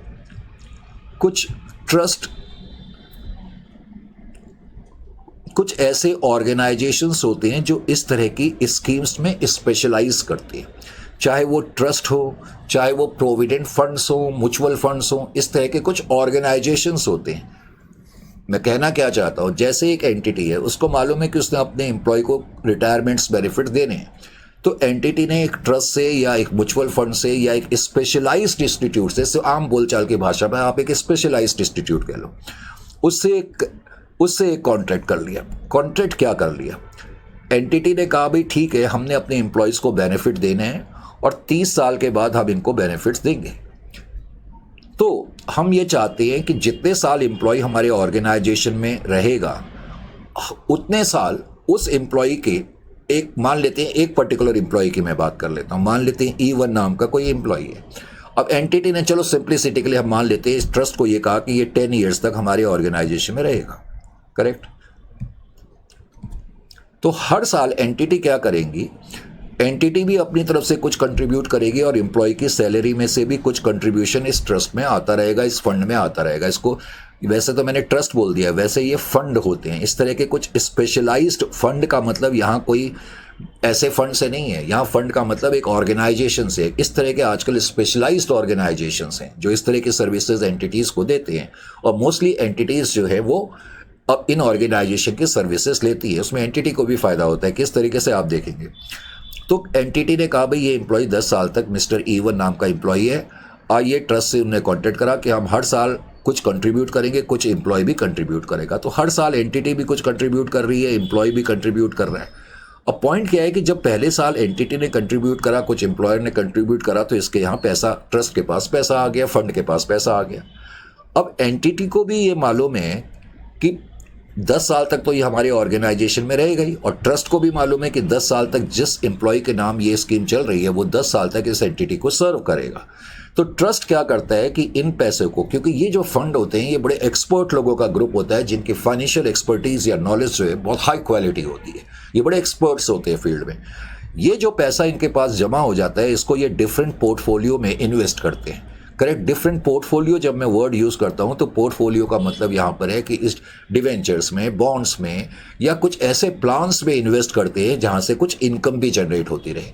यानी कि पहले साल में पैसा आया ट्रस्ट के पास, कुछ ऑर्गेनाइजेशन ने दिया, कुछ एम्प्लॉय की सैलरी में से कट के आया, उस पैसे को ये इन्वेस्ट करते हैं ताकि कुछ पैसा इसमें इंटरेस्ट डिविडेंड के रूप में भी आ जाए। Are you getting my point और नॉट? तो उससे क्या होगा, 10 साल तक इनका कंट्रीब्यूशन आते रहेगा, और ये जो फंड या ट्रस्ट है ये पैसे को इन्वेस्ट करता रहेगा, उससे भी इनकम आते रहेगी। ऑफ कोर्स ट्रस्ट जो है अपनी इन चीज़ों के लिए कुछ नॉमिनल चार्ज भी लेता है। अब 10 साल में इतना पैसा इसमें एक्यूमुलेट हो जाएगा कि रिटायरमेंट के टाइम पर जब एम्प्लॉय को हमने रिटायरमेंट्स बेनिफिट देने होंगे तो कंपनी के ऊपर लोड नहीं पड़ेगा। ये पॉइंट तुम्हें पहले समझ में आना चाहिए। जो post employment benefits practical life में एक कंपनी अपने एम्प्लॉय को देती है तो उसके लिए कंपनी बेसिकली क्या करती है। Is it clear to you? अच्छा जी, अब तुम्हें ये पता लग गया। अब तुम्हें दूसरी चीज़ क्या पता लगनी चाहिए? दूसरी चीज़ तुम्हें क्या पता लगनी चाहिए वो और भी इम्पॉर्टेंट है। दूसरी चीज़ तुम्हें ये पता लगनी चाहिए कि जो प्लान्स होते हैं, दो तरीके के प्लान्स देखने में आते हैं ब्रॉड कैटेगरी में। एक होते हैं डिफाइंड कंट्रीब्यूशन प्लान। तो डिफाइंड कंट्रीब्यूशन प्लान क्या होते हैं, और एक बाद में हम देखेंगे डिफाइंड बेनिफिट प्लान्स होते हैं। डिफाइंड कंट्रीब्यूशन, देखो दोनों एक जैसे लगते हैं। एक तो है defined contribution plan, defined contribution plan, एक तो है डिफाइंड कंट्रीब्यूशन प्लान, और एक होता है डिफाइंड बेनिफिट प्लान। करेक्ट? एक में कंट्रीब्यूशन है, एक में बेनिफिट है। पहले हम डिफाइंड कंट्रीब्यूशन की बात कर रहे हैं। डिफाइंड कंट्रीब्यूशन प्लान क्या होता है बाद में हम देखेंगे। जो डिफाइंड कंट्रीब्यूशन प्लान होता है बेसिकली इसके अंदर जो एम्प्लॉयर होता है उसकी जो लायबिलिटी होती है वो थोड़ी सी लिमिटेड होती है। Is it clear to you? थोड़ी सी लिमिटेड होती है। बाद में हम देखेंगे कि जितने भी एक्चुरियल रिस्क होते हैं और इन्वेस्टमेंट रिस्क होते हैं, करेक्ट, जितने भी एक्चुरियल रिस्क होते हैं और इन्वेस्टमेंट रिस्क होते हैं वो सारे के सारे एम्प्लॉयज़ के ऊपर आते हैं। पहले तो एक्चुरियल रिस्क का मतलब क्या हो गया? एक्चुरियल रिस्क का सिंपल वर्ड्स में मतलब है कि ये जो स्कीम एम्प्लॉय के लिए हमने ली है किसी ट्रस्ट से या फंड से, करेक्ट, तो इसके जो बेनिफिट्स हैं वो कॉस्ट को एक्सीड कर सकते हैं। ऐसी पॉसिबिलिटी हो सकता है, यानी कि इस ट्रस्ट से हमें जो बेनिफिट मिल रहा है हो सकता है कि जो कॉस्ट लग रही है वो ज़्यादा हो। ये एक्चुरियल रिस्क होता है। इसको एक्चुरियल रिस्क क्यों कहते हैं? क्योंकि एक एंटिटी जब कोई फंड का सहारा लेती है अपने रिटायरमेंट स्कीम्स वगैरह के लिए, अपने एम्प्लॉयज़ के लिए, एक्चुअरीज़ की वो मदद लेती है, क्योंकि एक्चुअरीज़ प्रोबेबिलिटी के थ्रू डिसाइड करते हैं कि कितना कंट्रीब्यूशन एंटिटी की तरफ से, एम्प्लॉय की तरफ से होना चाहिए। तो उन एस्टिमेशन में कुछ गड़बड़ी हो सकती है जिसकी वजह से कई बारी क्या होता है कि बेनिफिट्स कम होते हैं, कॉस्ट थोड़ी सी ज़्यादा लग जाती है। Is it clear to you? इसको तो बोलते हैं एक्चुरियल रिस्क। और दूसरा होता है इन्वेस्टमेंट रिस्क। इन्वेस्टमेंट रिस्क का मतलब है कि जब रिटायरमेंट के बाद एम्प्लॉय को पैसा देने का वक्त आया तो पता लगा कि फंड में उतने पैसे नहीं हैं जितने पैसे हमने एम्प्लॉय को देने हैं। Is it clear to you? यानी कि इस फंड के अंदर हमारे जो एसेट है और एम्प्लॉय को हमने जो पैसा देना है यानी कि जो लायबिलिटी है, तो एसेट कम है, लायबिलिटी ज़्यादा है। तो इस तरीके का जो रिस्क होता है उसको इन्वेस्टमेंट रिस्क बोलते हैं। तो डिफाइंड प्लान के अंदर, डिफाइंड कंट्रीब्यूशन प्लान के अंदर हम कहते हैं कि जो एक्चुरियल रिस्क है और जो इन्वेस्टमेंट रिस्क है वो बेसिकली एम्प्लॉय के ऊपर पड़ता है। और उसके अलावा डिफाइंड बेनिफिट प्लान्स होते हैं। डिफाइंड बेनिफिट प्लान्स के अंदर हम देखेंगे एक्चुरियल रिस्क और जो क्या बोलते हैं इन्वेस्टमेंट रिस्क होते हैं वो बेसिकली एम्प्लॉयर के ऊपर होते हैं। Is it clear to you? Employer के ऊपर होते हैं। अब इस टॉपिक में से भी आपको बहुत से क्वेश्चंस एग्जामिनेशन में आ सकते हैं। करेक्ट? ये दूसरा टॉपिक तो मैंने बोला शॉर्ट टर्म कंपनसेटेड एक्सपेंसेस में से, और इस पर्टिकुलर टॉपिक से आपको most of the time examination में क्वेश्चन आते हैं। पहले तो एग्जामिनेशन में क्वेश्चन किस तरीके के आते हैं, चलो पहले मैंने कुछ क्वेश्चंस आपको लिए। वो कह रहा है केस स्टडी 12 में T12 लिमिटेड नाम की कोई कंपनी है और उसने एक प्रोविडेंट फंड ट्रस्ट क्रिएट करा। करेक्ट? मैंने कहा ना ट्रस्ट वगैरह एंटिटी क्रिएट कर लेती है या किसी एग्जिस्टिंग ट्रस्ट की सर्विसेज ले लेती है। Company transfers employers and employees contribution to the trust. तो कंपनी क्या करती है, जो खुद कंट्रीब्यूट कर रही है और जो एम्प्लॉय कंट्रीब्यूट कर रहा है वो ट्रस्ट में पैसा लगा देती है। आगे कह रहे हैं entity is responsible for providing principal amount along with specified rate of return. अब क्वेश्चन तुमसे ये पूछ रहा है कि क्या ये डिफाइंड कंट्रीब्यूशन प्लान है या डिफाइंड बेनिफिट प्लान है। अब अगर आप ध्यान से देखें कि यहाँ एंटिटी के ऊपर रिस्पॉन्सिबिलिटी है, ठीक है, प्रिंसिपल अमाउंट प्रोवाइड करना है अलॉन्ग विद स्पेसिफाइड रिटर्न। तो मैंने कहा जब एंटिटी के ऊपर यानी कि जब एंटिटी रिस्क को बियर करती है तो वो डिफाइंड बेनिफिट प्लान होता है। तो इसमें लिखा भी हुआ है मैंने आंसर में, in this case entity is responsible for providing the principal amount along with specified return. In this situation, actuarial and investment risk will fall in substance in reality on the entity, and as such plans should be classified as defined benefit plan. तो इसलिए इसको defined benefit plan कहा माना जाएगा। Case study 13 में दिया हुआ है कि presuming as per contractual agreement contribution to defined contribution plan becomes due wholly after the 12 months after the end of the reporting period in which employee renders the services. What will be the what we call accounting treatment? पहले तो question की demand क्या है? Question की demand यहाँ पर ये है, वो कह रहा है हमें मालूम है कि एक एंटिटी ने ट्रस्ट ओपन कर दिया या किसी फंड का सहारा लिया, करेक्ट? हमें ये भी मालूम है, और इस क्यों लिया सहारा, क्योंकि हमने रिटायरमेंट स्कीम्स वगैरह इस फंड के थ्रू ऑपरेट करी हुई हैं। एंटिटी इसमें कंट्रीब्यूट करती है। अब वो कह रहा है परज्यूमिंग एज पर द कॉन्ट्रैक्ट एक डिफाइंड कंट्रीब्यूशन प्लान है जिसके तहत जो है एंटिटी को जो इसमें कंट्रीब्यूशन करना है वो रिपोर्टिंग डेट के 12 मंथ्स के बाद करना है, 12 मंथ्स के बाद करना है। तो अब वो कह रहा है ऐसी सिचुएशन में इसका ट्रीटमेंट क्या होगा।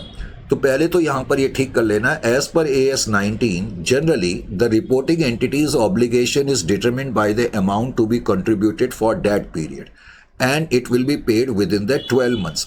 अब यहाँ पर कह रहा है as per AS 19 generally reporting entity's obligation is determined by the amount to be contributed for that period and it will be paid within 12 months. अब यहाँ पर आपको क्या समझना है, however in the present case contribution is due wholly after 12 months from the end of the reporting period. तो as such entity should discount the obligation and recognize the sum. वैसे तो एंटिटी का जो कंट्रीब्यूशन होता है 12 months के अंदर पे करना पड़ता है, लेकिन वो कह रहा है कि इस केस में जो कंट्रीब्यूशन है वो 12 मंथ्स के बाद पेएबल है। तो एंटिटी को क्या करना पड़ेगा, उसको डिस्काउंट करना पड़ेगा और रिकग्नाइज करना पड़ेगा इसी साल। पॉइंट ये है, डिस्काउंट करके हमें रिकग्नाइज करना पड़ेगा। केस स्टडी 14 में क्या कहता है, whether provident fund cost incurred by employer can be classified as per other standard provided it has been incurred on employee involve in the construction of a fixed asset. देखो वैसे तो जो provident fund में entity contribute करती है contribution, generally हम उसको statement of PNL में ले जाते हैं, यानी कि वो नॉर्मल खर्चा बिजनेस का माना जाता है। क्वेश्चन ये पूछ रहा है कि क्या उसको कैपिटलाइज करा जा सकता है, तो आंसर तो वैसे है यस, कैपिटलाइज करा जा सकता है। एस रेयर सर्कमस्टेंसेस में ऐसा करा जा सकता है। फॉर एग्जांपल अगर एम्प्लॉय जो है कंस्ट्रक्शन ऑफ फिक्स्ड एसेट में, मान लेते हैं हमने कुछ एम्प्लॉय एक बहुत बड़ा प्रोजेक्ट एंटिटी बना रही है, वहाँ कंस्ट्रक्शन ऑफ फिक्स्ड एसेट, बड़े बड़े प्लांट्स का कंस्ट्रक्शन चल रहा है और हमें मालूम है कि इनको करीब कंप्लीट होते होते 10 साल लग जाएंगे। तो एंटिटी ने इन एम्प्लॉयज़ के लिए प्रोविडेंट फंड स्कीम खोल दी कि 10 साल तक आप इस प्रोजेक्ट में लगे रहो। तो इस स्कीम के तहत एंटिटी को जो भी कंट्रीब्यूट करना पड़ेगा प्रोविडेंट फंड में कंट्रीब्यूशन, उसको हमें कैपिटलाइज करना पड़ेगा, वो एसेट की कॉस्ट का हिस्सा माना जाएगा। पॉइंट ये है।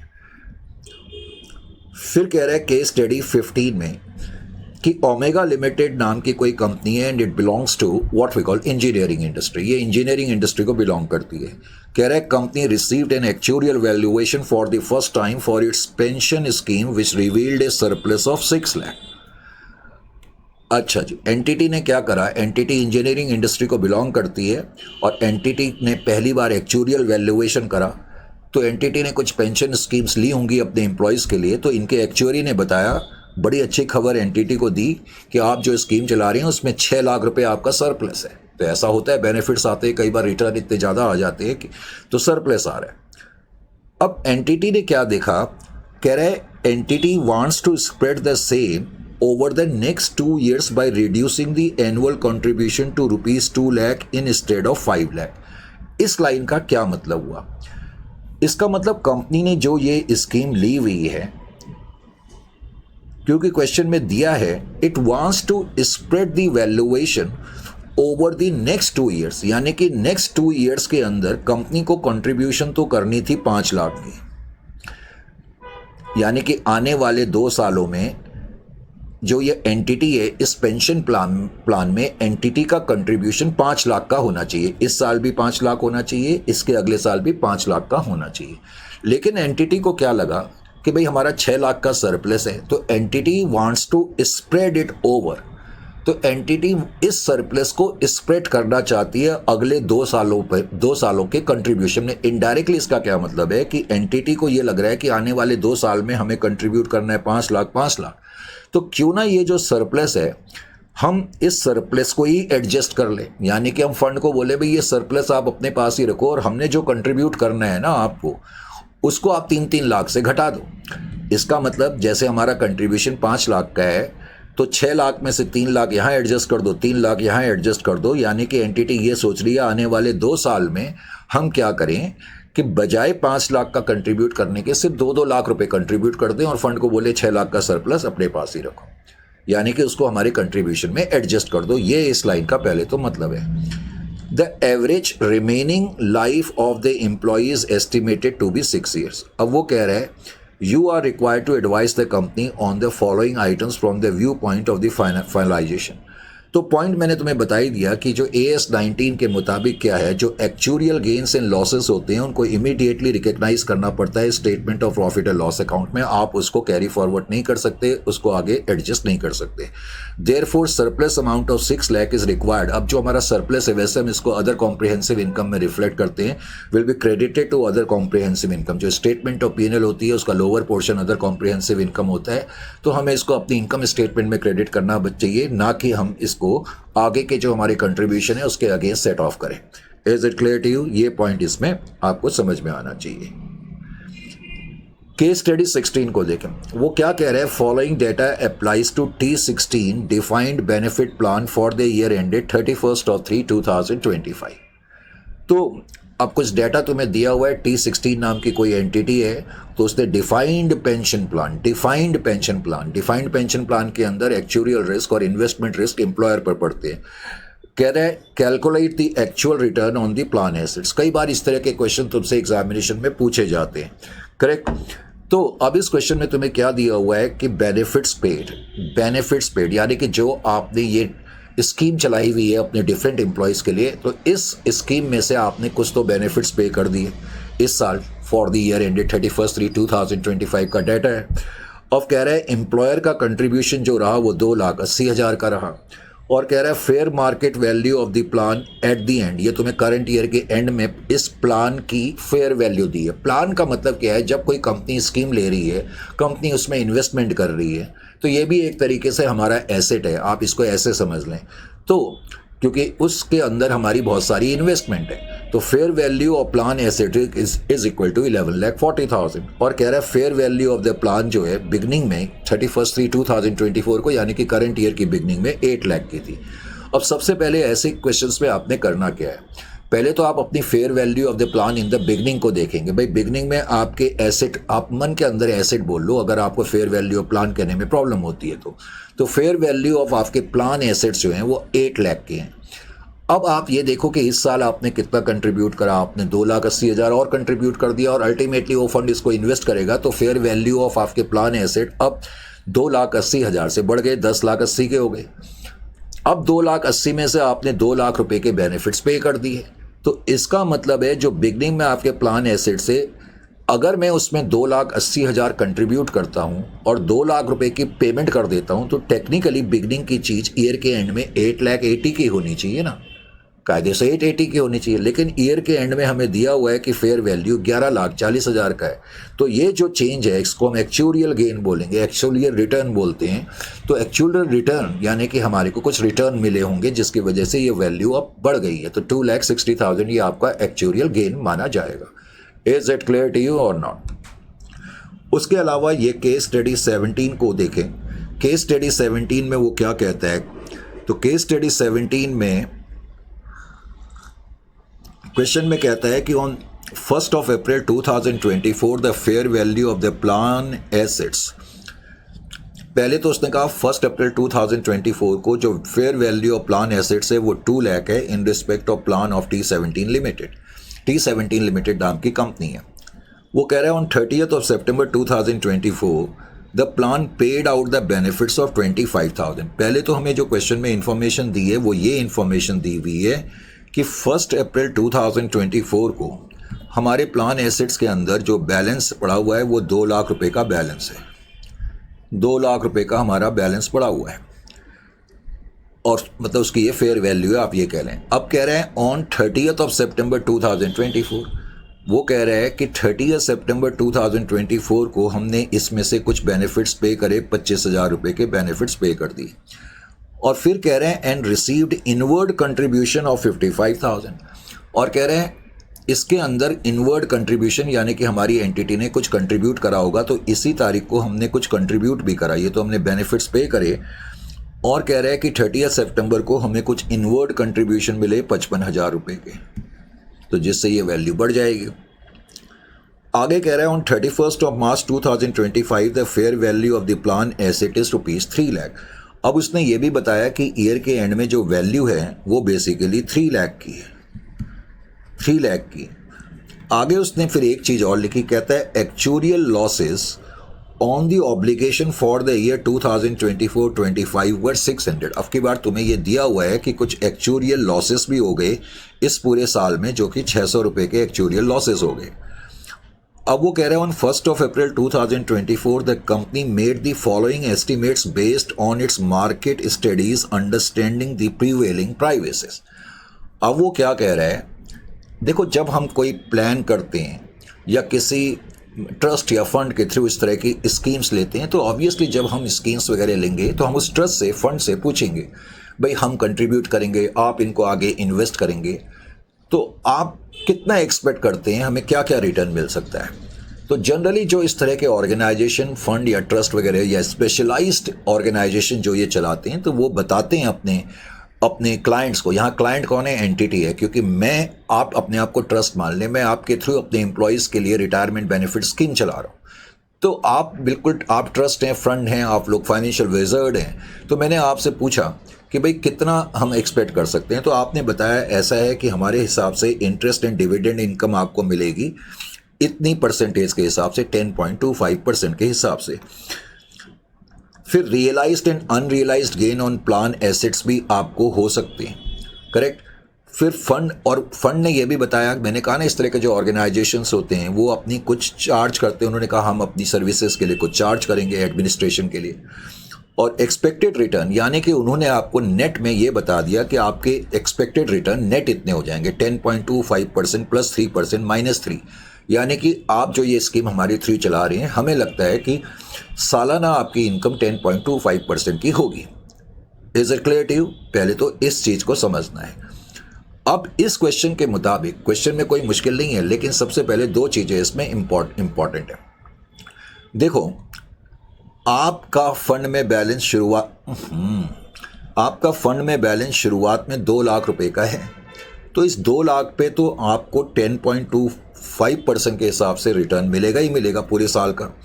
तो return on 2 lakh held for 12 months, तो इस पे तो आपका रिटर्न 20,500 का आएगा या नहीं आएगा? आएगा।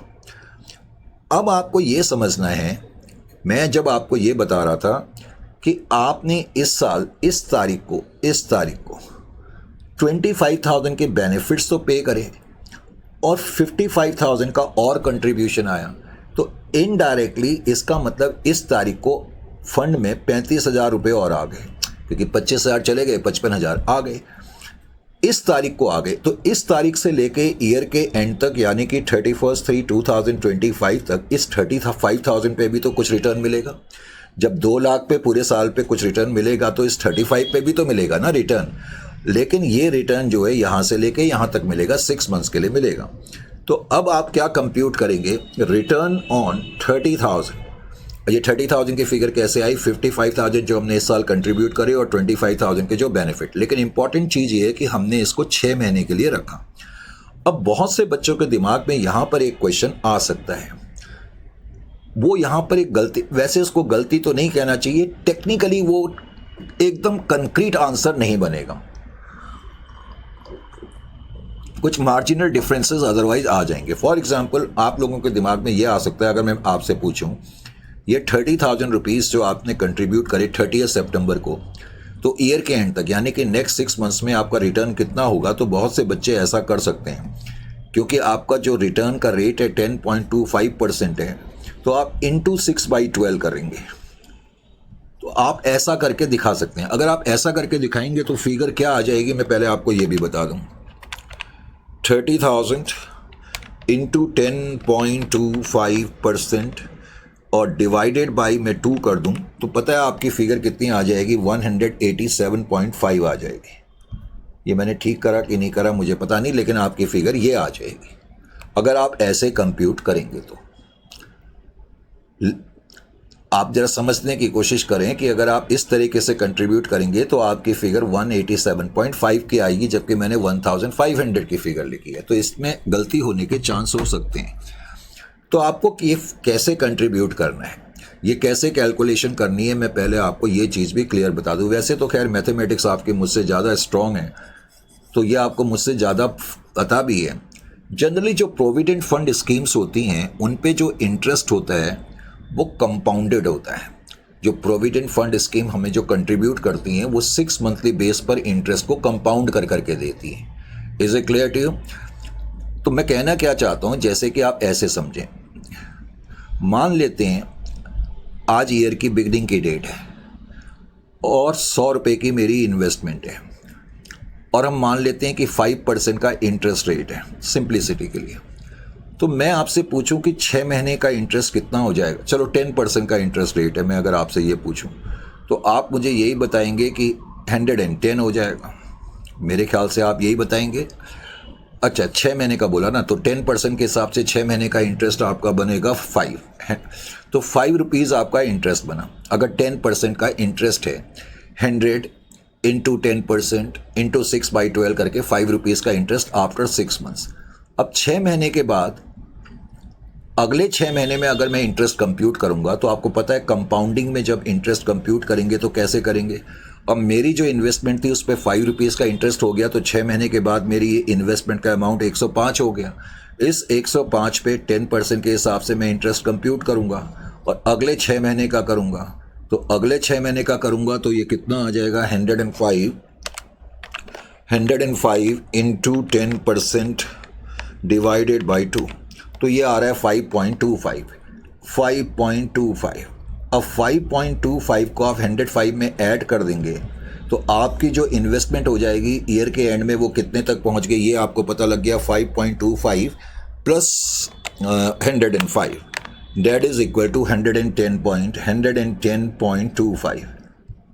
ठीक है, और इन दोनों का डिफरेंस अगर आप ले लेंगे तो आपने क्या देखा कि जब मैंने इस 100 पे 10% interest per annum 10% interest per annum compound कर करके, कंपाउंड का मतलब आपके समझ में आना चाहिए, मैंने पहले 6 महीने का इंटरेस्ट कंप्यूट करा, जो 5 आया तो मेरी इन्वेस्टमेंट 105 पे हो गई, फिर मैंने 10% का इंटरेस्ट 6 मंथ्स के हिसाब से कंप्यूट करा, 5.25 मिला, तो इस 100 पे मेरे को टोटल इंटरेस्ट 5 और 5.25 मिल गया, तभी मेरी इन्वेस्टमेंट ईयर के एंड में इतनी है।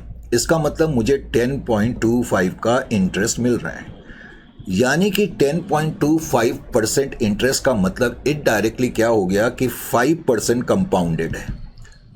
भाई इसको ऐसे भी तो कहा जा सकता है ना, बात आपके समझ में आ रही है। इसका मतलब अगर 10, इसको आप चलो और मैं सिंपल कर देता हूँ, अगर 10.25% का मुझे इंटरेस्ट मिल रहा है मेरी ओरिजिनल इंटरेस्ट पे, मेरी ओरिजिनल इन्वेस्टमेंट पे, पूरे साल का अगर मेरा इंटरेस्ट 10.25 का आ रहा है कंपाउंड कर करके, तो मुझे समझना ये होगा कि पहले 6 महीने में मेरा इंटरेस्ट सिर्फ 5 का बना। आपने ये देखा ना, पहले 6 महीने में इंटरेस्ट 100 पे तो 5 ही आया ना, भले ही इंटरेस्ट का रेट 10.25% आ रहा है टोटल, लेकिन पहले 6 महीने में मेरे खाते में 5 रुपये का ही तो इंटरेस्ट आ रहा है। तो 5 को अगर मैं 100 से डिवाइड कर दूं और इंटू 100 से मल्टीप्लाइड कर दूं तो 5% आ रहा है। ठीक है, यहाँ 5% के आगे पर एनम मत लगा देना, 5% आपको इंटरेस्ट मिल रहा है। यानी कि अगर आप ऐसे कर सकते हैं तो ऐसे कर लेना, अगर एग्जामिनेशन में कंफ्यूज ही हो जाए तो तब आप क्या बोलते हैं, डायरेक्टली 10.25% ले लेना, लेकिन नीचे फिर नोट लिख देना कि कंपाउंडिंग नॉट डन, कम से कम ताकि एग्जामिनर को ये एहसास हो जाए। तब आप ऐसे कर सकते हैं नीचे एक नोट दे करके, अदरवाइज ऐसे कर सको तो बहुत ही अच्छी बात है। तो रिटर्न जो आपका होगा, अब ये 30,000 है, अब आप बोलोगे सर 30,000 है तो मैं इस पर 5% का क्यों लगाऊंगा, क्योंकि ये तो इस तारीख को इन्वेस्टमेंट हुई है, यहाँ से लेके यहाँ तक। भाई आपने इन्वेस्टमेंट भले ही यहाँ करी है, पर ये वाली इन्वेस्टमेंट तो पहली बार हो रही है ना, तो इसलिए ये बात के भले ही 6 महीने हैं, लेकिन इस इन्वेस्टमेंट के तो पहले 6 महीने हैं ना, तो इसलिए 5% के हिसाब से, इसलिए मैंने लिखा है कि ये जो 30,000 है हेल्ड फॉर 6 मंथ्स, इसमें मैंने 5% के हिसाब से, 5% is equivalent to 10.25% annually compounded every 6 months. यानी कि this 5% is equivalent to 10.25% compounded annually. तो इसलिए मैंने इसको 5% का लिया है। मैंने कहा जब बहुत ही ज़्यादा कन्फ्यूजन हो जाए और समझ में ना आए तो तब आप भले ही क्या बोलते हैं 10.25% ले लेना, लेकिन उस केस में नोट लिख देना कि rate of interest hasn't been given compounded effect. उसमें इस तरह का नोट दे देना चाहिए। मैंने यहाँ लिखा भी है, ऑल्टरनेटिवली अबव क्वेश्चन में be solved without giving compound effect rate of return, मैंने ये भी लिख दिया है। इन केस अगर किसी को प्रॉब्लम होती है तो 30,000 पे आपका रिटर्न 1,500 का आ जाएगा। तो इसका मतलब जो आपने इन्वेस्टमेंट करी है, तो इस साल की बिगनिंग में 2 लाख रुपए थे, 30,000 आपने 6 महीने के बाद और डाले, तो इसका मतलब आप एक्सपेक्ट कर रहे हैं कि आपको 22,000 रुपये का रिटर्न मिलेगा। करेक्ट। अब हमने क्या करा, fair value of the plan beginning में मेरी 2 लाख की थी, उस पर मैंने कंट्रीब्यूशन जो करा 55,000 का करा, तो मेरी जो बिगनिंग की इन्वेस्टमेंट है 2,25,000 पर पहुंच गई। बस उसमें से आपने जो बेनिफिट्स पे करे उसको हटा दो। तो कायदे से जो आपकी बिगनिंग की इन्वेस्टमेंट थी 2 लाख की, कायदे से उसकी वैल्यू 2,30,000 होनी चाहिए ना, ईयर के एंड में 2,30,000 होनी चाहिए। लेकिन क्वेश्चन में दिया हुआ है कि ईयर के एंड में आपके जो fair value of plan assets हैं वो 3 लाख के हैं। तो इसका मतलब 70,000 का आपका एक्चुअल रिटर्न आ गया। Is it clear to you? Actual return आपका 70,000 का आ गया। Is it clear to you? इस तरीके से इस क्वेश्चन में हमने एक्चुअल रिटर्न को देखना है। अच्छा जी, उसके बाद केस स्टडी 18 जो वो बिल्कुल इसी क्वेश्चन की तरह है जो मैंने अभी अभी तुम्हें कराया, बिल्कुल सेम क्वेश्चन है। वो कहते हैं on 1 April 2024 the fair value of the plan asset is 1 lakh in respect of A plan assets of T14 limited. फिर कह रहा है ऑन 30 सितंबर 2024, तो बिगनिंग में मेरे प्लान एसेट जो हैं वो 1 लाख के हैं। बिगनिंग में मेरे प्लान एसेट 1 लाख के हैं और कह रहा है 30 सितंबर 2024 को हमने इसमें कंट्रीब्यूट करा है 19,000 रुपीज़ कंट्रीब्यूट करे हैं। एक तो ये बताया, और उसने बताया कंट्रीब्यूशन जो है वो 49,000 रुपीज़ की है, कंट्रीब्यूशन 49 की है, लेकिन बेनिफिट्स जो पे हुए हैं वो 19,000 के हैं। तो इसी तारीख को हमने बेनिफिट्स भी पे करे, यानी कि नेट कंट्रीब्यूशन 30,000 की है। अगर नेट कंट्रीब्यूशन 30,000 की है तो टेक्निकली बिगनिंग में वैल्यू इतनी है, तो क्लोजिंग वैल्यू 1,30,000 होनी चाहिए वैसे तो। अब आगे उसने बताया on 31 March 2025 the fair value of the plan asset is 1,50,000। तो उसने बताया कि ईयर के एंड में जो वैल्यू है आपके प्लान एसेट्स की वो 1,50,000 की है। तो इसका मतलब 20,000 तो एक्चुअल गेन आपने या अपना रिटर्न तो आपने ऐसे ही निकाल दिया। Is it clear to you?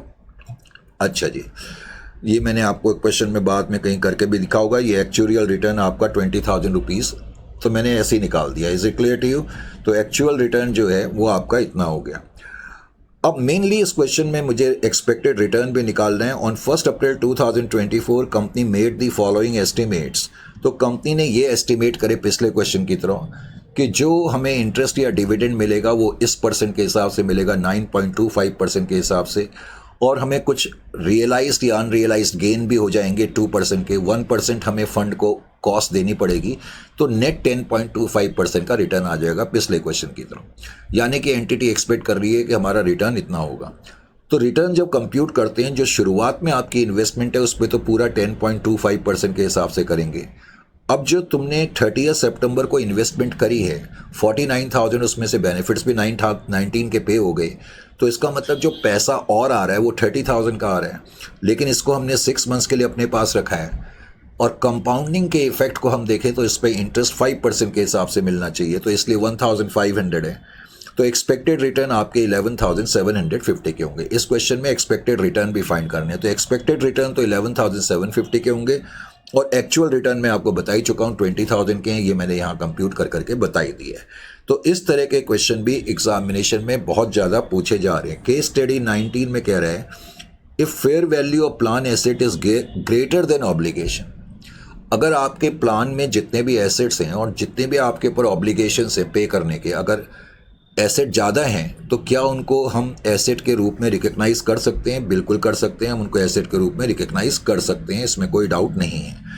लेकिन अब तुम रीज़न भी दे सकते हो कि एसेट के रूप में उसको क्यों रिकग्नाइज कर सकते हैं, क्योंकि अकाउंटिंग फ्रेमवर्क के मुताबिक किसी चीज़ को एसेट तब माना जाता है अगर एंटिटी उस चीज़ को कंट्रोल करती है। It is a resource which is controlled by the entity and, और कंट्रोल आपके पास इसलिए आ रहा है पास्ट इवेंट्स की वजह से। यहाँ पास्ट में इवेंट्स क्या हैं कि आप कंट्रीब्यूट कर रहे हैं, और this should be capable of bringing the future benefits for you. लेकिन यहाँ पर एक पॉइंट समझना है, अभी अभी मैंने कहा कि अगर हमारे प्लान एसेट लायबिलिटी से ज़्यादा हैं तो हम इसको एसेट के रूप में रिकग्नाइज तो कर सकते हैं, लेकिन रिकग्नाइज कैसे करते हैं ये पॉइंट समझाने के लिए मैंने यहाँ एक केस स्टडी लिखी है, प्रेजेंट वैल्यू ऑफ ऑब्लिगेशंस। देखो प्रेजेंट वैल्यू, क्योंकि जो ऑब्लिगेशन होते हैं, होता क्या है कि जब कोई एंटिटी इस तरह की स्कीम्स लेती है, तो अब जैसे हमने स्कीम ले ली, अब मान लेते मेरा करंट रिपोर्टिंग पीरियड ख़त्म हो गया, तो मैंने ये पूछा अपने फंड से, भाई मेरे प्लान एसेट्स कितने के हैं, उन्होंने बताया इतने के हैं।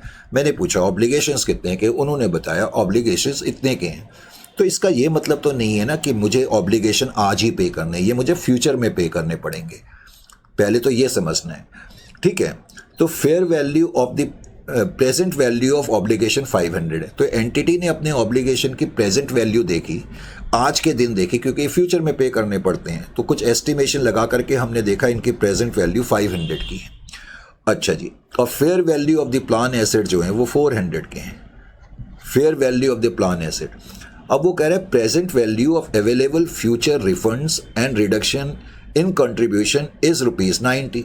अब इस क्वेश्चन में क्या कह रहा है कि present value of available future refunds and reduction in contribution is 90, यानी कि एंटिटी को क्या लग रहा है कि फ्यूचर में हमें कुछ बेनिफिट्स मिलेंगे जिससे हमारा जो कंट्रीब्यूशन है वो रिड्यूस हो जाएगा, और वो बता रहा है कि ये 90 का है, 90 का है। Is it clear to you? अब इस क्वेश्चन में तुम्हें क्या दिया है, पहले तो तुम एक्सेस कंप्यूट करोगे। एक्सेस तुमने क्या कंप्यूट करा, 500 माइनस 400, आपके ऑब्लिगेशंस तो ज़्यादा के हैं यहाँ पर 100, और present value of future benefits available, present value of future benefits available 90 है। तो स्टैंडर्ड क्या कहता है कि जब आप रिकग्नाइज करेंगे तो जो लोअर फिगर होगी, लोअर फिगर का मतलब जो एक्सेस अमाउंट है आपका ऑब्लिगेशन का over what we call assets, जो सरप्लस अमाउंट जो आपके ऑब्लिगेशन एक्सीड कर रहे हैं प्लान एसेट से, और जो फ्यूचर में बेनिफिट्स आपको अवेलेबल हैं उनमें से जो लोअर अमाउंट है उसको ही आप एसेट के रूप में रिकग्नाइज कर सकते हैं। अब आप यहाँ पर पढ़ें, क्वेश्चन ये है कि fair value of plan asset is greater than obligation, can entity recognise the asset to that extent. तो समझना क्या है, if the fair value of plan asset is greater than obligation, entity can recognise it as an asset. Asset provided a amount is calculated as above, that is obligation less fair value of the plan asset। ठीक है, फिर कह रहे हैं present value of future cash flow available in the form of refunds from plan और reduction in future of the plan. तो इन दोनों में से जो छोटी फिगर होगी उतने पर ही हम उसको रिकग्नाइज कर सकते हैं, ये चीज़ आपको मालूम होनी चाहिए। Is it clear to you? तो इस क्वेश्चन में इस तरीके से करा जाएगा। अब इसमें एक लास्ट टॉपिक है, इसमें एक लास्ट टॉपिक बचा हुआ है, कर्टेलमेंट और सेटलमेंट ऑफ प्लान। इसका बेसिकली क्या मतलब होता है, कई बार एंटिटी क्या करती है, आपको मालूम है कई बार एंटिटीज़ जो होती हैं रीस्ट्रक्चरिंग करती हैं या किसी कारण से टर्मिनेट कर देती हैं प्लान को, करेक्ट, या फिर वो किसी अपने प्लांट को ही शट डाउन कर देती हैं या डिसकंटिन्यू कर देती हैं, जिसकी वजह से हमें अपनी एग्जिस्टिंग स्कीम को कर्टेल करना पड़ता है। कर्टेल का मतलब है छोटा करना, कर्टेल करना, करेक्ट। अब जब कर्टेल करेंगे, जाहिर है जब मैंने स्कीम को, उस प्लान को ही थोड़ा कर्टेल कर दिया है, तो पहले मेरे जो ग्रॉस ऑब्लिगेशंस होंगे अब वो पहले के मुकाबले कम हो जाएंगे, नो डाउट अबाउट डैट। वो पहले के मुकाबले हमारे ऑब्लिगेशन अब कम हो जाएंगे, रिड्यूस हो जाएंगे। जैसे कि केस स्टडी 20 में यहाँ से लेके यहाँ तक तुम्हें वैसे एक बैकग्राउंड स्टोरी दी हुई है कि एंटिटी ने क्यों जो है वो कर्टेलमेंट की स्कीम अपनाई। मेन इन्फॉर्मेशन जो इस क्वेश्चन की है वो ये कि इमीडिएटली बिफोर द कर्टेलमेंट से पहले ग्रॉस ऑब्लिगेशन जो थे एंटिटी के वो 1000 लाख के थे। ग्रॉस ऑब्लिगेशन एंटिटी के ऊपर 1000 लाख के थे, और ये ऑब्लिगेशंस जो थे वो करंट एक्चुरियल एजम्पशंस के हिसाब से थे। तो ग्रॉस ऑब्लिगेशन पहले मेरे 1000 करोड़ के थे या 1000 लैक्स के थे। अब पॉइंट ये है कि मेरी fair value of plan assets जो हैं वो 820 के थे, करेक्ट।